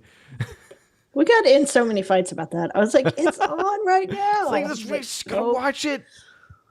Freaking Walking Dead zombie purist. I think she went to that there's a haunted house or a Walking Dead experience or something like that. Yeah. Yeah, she went and did that. Oh wow! Of course, yeah. Of course. I was you can't take take that a bat hardcore about the time, then that makes sense that you would. Yeah, it's you can't take a bat to anybody. They don't. Yeah, but because I remember seeing someone, was it PewDiePie? One of the YouTubers did that. PewDiePie did one of those experiences and filmed it. So it was them going through it. So you have zombies on each side, and so you're trying to get through, and essentially the zombies have some type of they have paint or something on their hands, but it is ultraviolet. So you try to go through, and if you get to the end, you're a winner if you went through and your clothing has no ultraviolet paint on it. Oh, fun. So it's that's actually a pretty cool concept and way of doing it. Yeah, it's fun to watch PewDiePie do pretty much anything. So that would be. Yeah. I have to look and see if I can find that. It sounds I would say fun. if it wasn't him, then it may have been Markiplier. Oh, Daryl has a spinoff after Walking Dead ends. Good info, Alex. Good Yeah, info. I'm both happy and sad about that, because it's just let it die, you know, like come up with something new. But at the same time, I do like him. I do like I like the character of Daryl, at least when I was watching it, I like the character of Daryl. And then I, of course, love the actor who plays him ever since he did Boondock Saints, because, you know, just fun. It's cool to see him doing what he's doing. You think they would get tired of it, you know? Yeah. Oh my goodness. All right. So according to Gary Banjo Sandwich Worthington, oh my, this is too much. So there's Fear the Walking Dead. There's going to be a Rick series. There's going to be a Negan and Maggie series, and then a Daryl series. What? It's a zombie verse. Oh, exactly. I mean, but also that tells you AMC has nothing. That's true. Well, yeah, because Better Call Saul is over. Yeah. So it's like all they had was, you know, they had Breaking Bad, Better Call Saul. Walking Dead was a cash cow for a long. I guess it still was making them money. I guess it still was having. I never watched or never looked into the ratings for the show, but I assume that they must have still been pretty high. And if they're doing these many spin-offs, then they must have some belief that there's going to be there's going to be an audience watching it. Oh my goodness. That's a lot of zombie stuff. Yeah, seriously. It's like I got a fever and I need more zombies. The only cure is more zombies. Lord help us all. Seriously. Oh my goodness. They should just call themselves, you know, zombie television, because that's all we do now. Did all of like the good writers like just retire and fade away or something? It's just either that or they got full of themselves, and so they like kind of covered their talent with mediocrity, or they moved on to just doing independent films that no one ends up seeing. I actually just found out about he wrote it too, but he's a director. Martin McDonagh. I don't know if that name sounds familiar to you, but he's the guy that did the first film I ever saw from him was In Bruges, which is a phenomenal dark comedy with Colin Farrell and oh my goodness, I'm blanking out. Brendan Gleeson. In Bruges. It's phenomenal. He went on to do other films as well. So he has also done, like, he did the 3 Billboards Outside of Ebbing, Missouri, which actually I really liked a lot. I thought it was very, very well done. Yeah, Martin McDonagh. And he did 7 Psychopaths, which actually was a lot of fun. But I only just found out recently that he has another film that just got released in a limited release. It's coming out next week, actually. So I bought my tickets for it, because they're bringing Brendan Gleeson and Colin Farrell back, and it's called The Banshees of Inisherin. And it again, everything he does is so like original and well thought out and very quirky, and typically a dark comedy. And apparently this is another dark comedy, and so there was a huge success with them in Bruges. And so as soon as I saw the casting and was like, oh wait, you got Brendan Gleeson back and you've got Colin Farrell, I've got to see this. So look out for the Banshees of Inisherin, because it looks like it's going to be good. It's a comedy drama, but it's supposed to be like a dark comedy drama. Yeah, I guess that's the way, you know, a lot of these mainstream movies just aren't doing it. And then, you know, TV is not great right now. Just have to go classic movies and recommendations from people who've seen stuff. Oh, there you go. Yeah. Oh. But also it looks like it was filmed in Ireland, so it's got the vibe, yeah. Yeah. And I mean, you can't get any more Irish than Brendan Gleeson and Colin Farrell at this point. It's like, as far as like main name Irish actors, like, that looks good. Yeah, it'll be nice to see Colin Farrell in a project that's not related at all to Fantastic Beasts. Yeah, that one actor, he's got the best line from Braveheart, where he's all got his war makeup on. Yeah. So, well, we're not going to get all dressed up for nothing. Yeah, he's also, for those that don't, he's also Mad Eye Moody in the Harry Potter movies, and he was also in Gangs of New York. He was the barber that the barber. The big dude. And, yeah, exactly, the big dude who they try to run against Bill in the film. Great actor, fantastic. But it sounds like you haven't seen In Bruges. You need to watch it right away. Okay. It's phenomenal. Oh, I love it. So funny. I do like dark comedies, so. Okay, then you will love this one because it's great. So well, I am the only one here. Well, I was gonna say, was there anything else that you wanted to talk about, wanted to promote, or anything else you wanted to say before we wrap things up a little early? Since yeah, just it kind of Friday nights are my nights to get dinner for the house, and then so Fridays are not good for me. So poor Tina. Yeah, I try to get to see her stream, but yeah, it's Saturdays. Usually there's someone here to help, but it's just me. Yeah. Well, I mean, I know that I'm, my wife, I think, is running an errand, so I'm looking at little baby Thor on the monitor, and so he's still asleep, but, it's always, he's weird with his nap. Sometimes he'll do a full, 2-hour nap, so 1 to 3. Sometimes he'll go a little further. A couple times, though, he's a toddler, so sometimes he'll just sleep for 30 minutes to 45 minutes, and so he's like, I am going to be awake. He wakes up saying Star Wars. Exactly. Our Wars. And by the way, this is just today, we've already watched, so before his nap, we already watched Return of the Jedi in full. And we started the original Star Wars. So yeah, he's still in love with Star Wars. Yeah, when my daughter was little, she would watch Aladdin over and over. And then for some weird reason, Much Ado About Nothing. Which was strange, but I asked someone about it. I was like, "Is this okay?" And they're like, "Yeah, it makes them feel comfortable because it's familiar." They like seeing the same thing over and over. So yeah, okay. Well, also because I think every toddler has something that they attach themselves to, and they become so because he loves all the characters, he loves saying the characters' names, he loves being able to show he recognizes them. So he's got these pajamas and they have all Star Wars stuff, and so he'll look at it and he'll be like Falcon because he's looking at the Millennium Falcon, and it's just funny. It's so cute to hear him say all the different Oh yeah, and he's a Porkins, Team Porkins. Oh my god! Oh my goodness! Yes, he is obsessed. He is obsessed with Porkins. Every single, and so it's so funny because even we were watching it this morning, one of the fighters during the attack on the second Death Star, blows up, and he's like, "Bye bye, Porkins." It's like Porkins died in the first movie, bro, but you go right ahead and keep on saying it's. And one of the family all members, Porkins. Yeah, I know, right? They're all Porkins to him now, and so because he just got this set of costumes. One's a C-3PO, one's a Wookiee, and then one's just a general X-Wing fighter suit.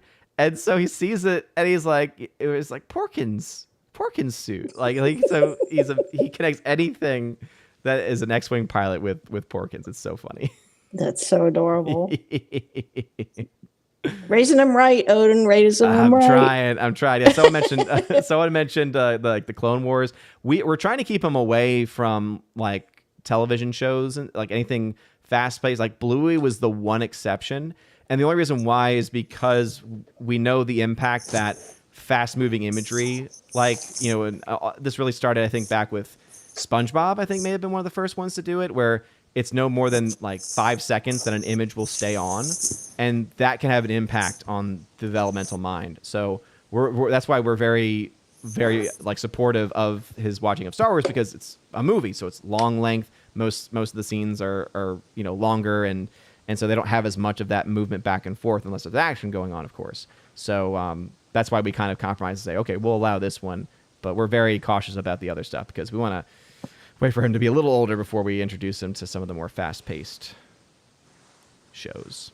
Well, that's pretty smart. Yeah. Good job. Yeah. But don't worry, we will raise him right. Oh no, she got caught again. So hopefully she can jump back in to finish up. But yeah, he'll act. There we are. So frustrating. But yeah, he'll absolutely be watching. My wife and I actually are having a debate because she just hates the prequels.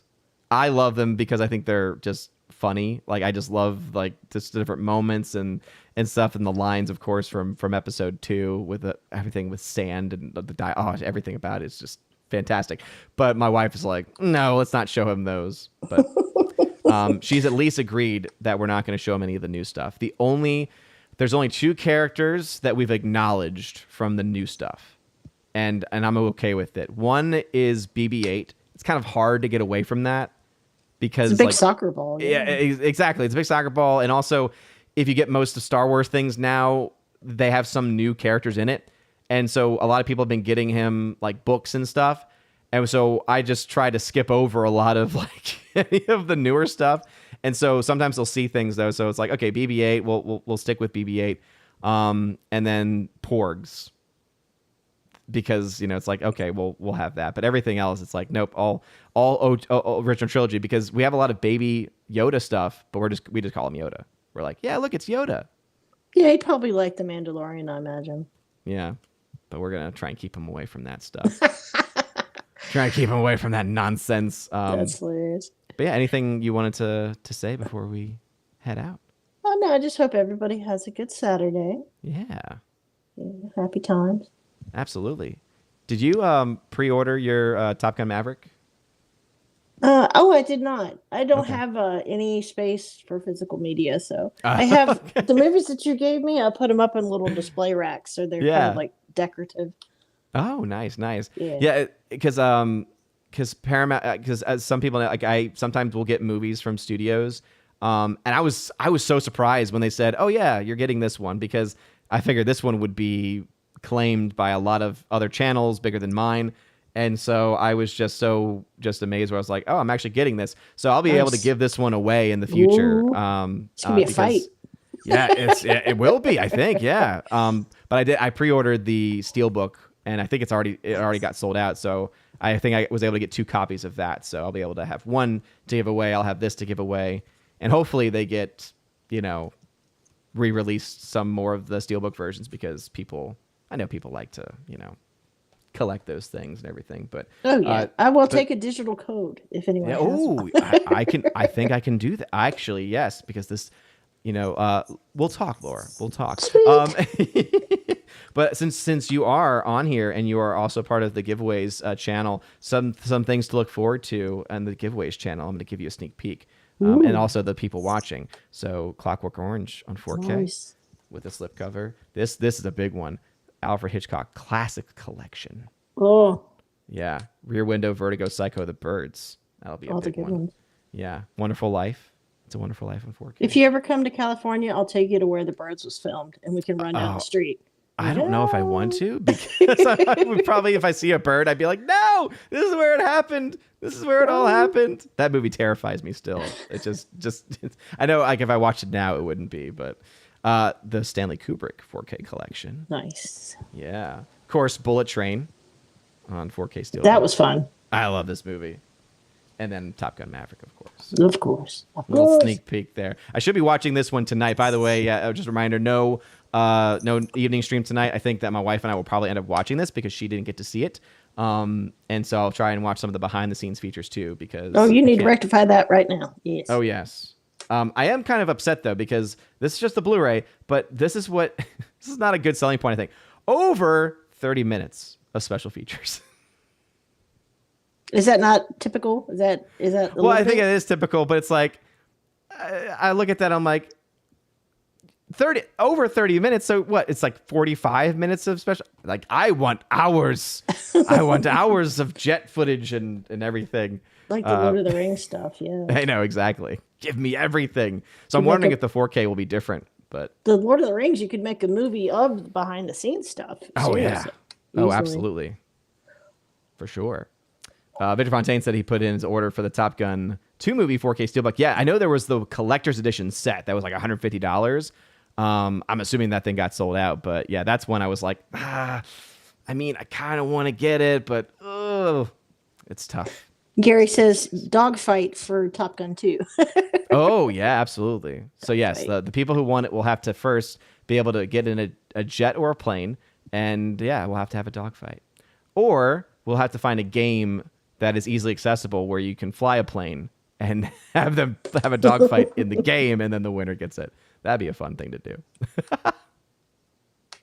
Make it competitive. Yeah, and Victor says it's still available. All right.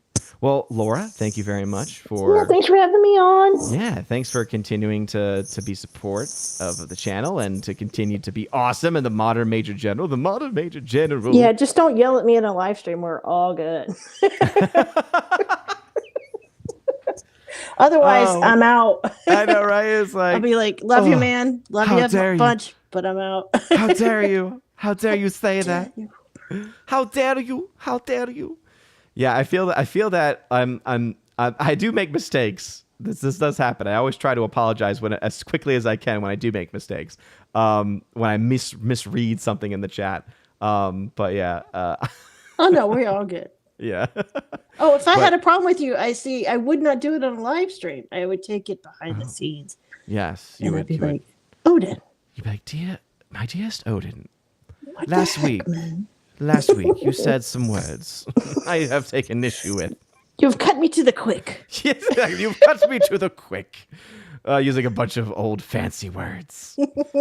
And it's like I just picture you like with a candlelight next to your desk, a dictionary opened up, and you're just like, I got one of those wax seal thingies. Yeah, yes, you got a typewriter. Yes, typewriter, and quill then you've pen. got the wax quill pen. Yeah, not typewriter, quill pen with the wax seal. Oh my goodness. Well, Laura, thank you again for being here. Shout out, of course, also to Tina B, Empress of the Universe. And also shout out to her as well, because she, of course, is a member of the Chosen of Valhalla, as well as Laura. And also shout out to all the other Chosen members who couldn't be here today. I know that the K-Man and Mr. Roy were wanting to be here, but I know they had stuff going on. So shout out to them. Father Luca wanted to be on, but it is his birthday, and he's preparing for his defense of his thesis. So good luck to you, Father Luca, and happy birthday to you as well. Hadn't heard anything from Rosetta, but I think Rosetta's probably soon working on some of the projects she's doing, like she always has so much going on. So yeah. I know. So Luca, shout out to her. Luca can borrow my dragon to defend his thesis. So there you go. The ultimate defense. It's like, you must now defend it. Oh, I have a dragon. I don't know if you see this, but I do. But also, again, shout out to every other Chosen of Valhalla member as well. I think Matt 317 couldn't make it, and then Miss Martin Musa, shout out to her as well. I think I was able to cover everyone with that. So anyway, and also thank you to everyone who watched today, whether you're watching on Rumble, again, King Kane Rumsky, thank you for hanging out over there. On Odyssey, Abomination, thank you for hanging out over there. And to all of the YouTube fam, thank y'all for hanging out too. And yeah, no live stream tonight. We will go ahead and this will be our stream for the evening, so for the day. So thank y'all, and hope you all have a wonderful rest of your weekend, a blessed day. And we'll go ahead and play the end credits. And Laura, you can of course head out whenever you want. So anyway, have a good weekend. Yeah, thank you again for joining. Have a wonderful rest of y'all's day, everybody. And as always, actually, I'm going to vamp for a second, because I haven't done a stream directly through restream since the last stream. So the October shoutouts is not it's not ready. I have the September shoutouts prompted. I don't have the inaccurate shoutouts. What would we do with you, Odin? Without your long shoutouts, what would we do? But I look back and I think, oh, it used to be so much longer though, because before I revamped the tiers, I would do vocal shoutouts for every person. And I mean, I feel bad that I can't, but it's also like the amount of people at that $1 tier on YouTube, even, it's like, oh my goodness. But that's good though. Yes. No, it's very good. But also it's like anyone who actually watches all the way through the end, it's like, thank you for watching all of that. But anyway, once this thing gets done processing, which shouldn't take too long as it's uploading, I'll go ahead and play this. But as we're doing that, Laura, any just random thoughts coming to your head? No, I'm out. I'm done. Okay. I'm thinking about lunch right now. Thinking about lunch. Wow. What is lunch going to be? I don't even know. I had some pizza before the stream. Yes. And since it's Saturday, I was able to have some pepperoni pizza. It was delicious. A non-Friday pizza. Yes, a non-Friday pizza. I had some cheese pizza last night, and then some pepperoni today. And yeah, I saw there was a Brian Barth I think I saw earlier, and I don't even remember who said I was weak, because he says it's like how dare someone call you weak, and I'm like, I don't even remember who called me weak. What? You better get off my Odin now. I know, it's like I don't even remember if that was in the chat or if it was like some random comment from someone on the panel or not, but I was just like, It is what it is. I got pretty thick skin. Yeah, you got to be on YouTube. My goodness. Yeah. Oh, yeah. Absolutely. No doubt about it. I mean, it's just, it's a crazy world out there. That's why I'm glad to be off social media. Well, let me know if you want the dragon. It's always here. I absolutely will. And JS Pena, I wouldn't go that far. That's pretty far with pineapple on pizza. But I wouldn't say that, but it's pretty bad. All right, it is now loaded. So thank you for helping me, Vamp. Anyway, you guys are all great. Have a wonderful rest of your day, everybody. As always, God bless. Bye.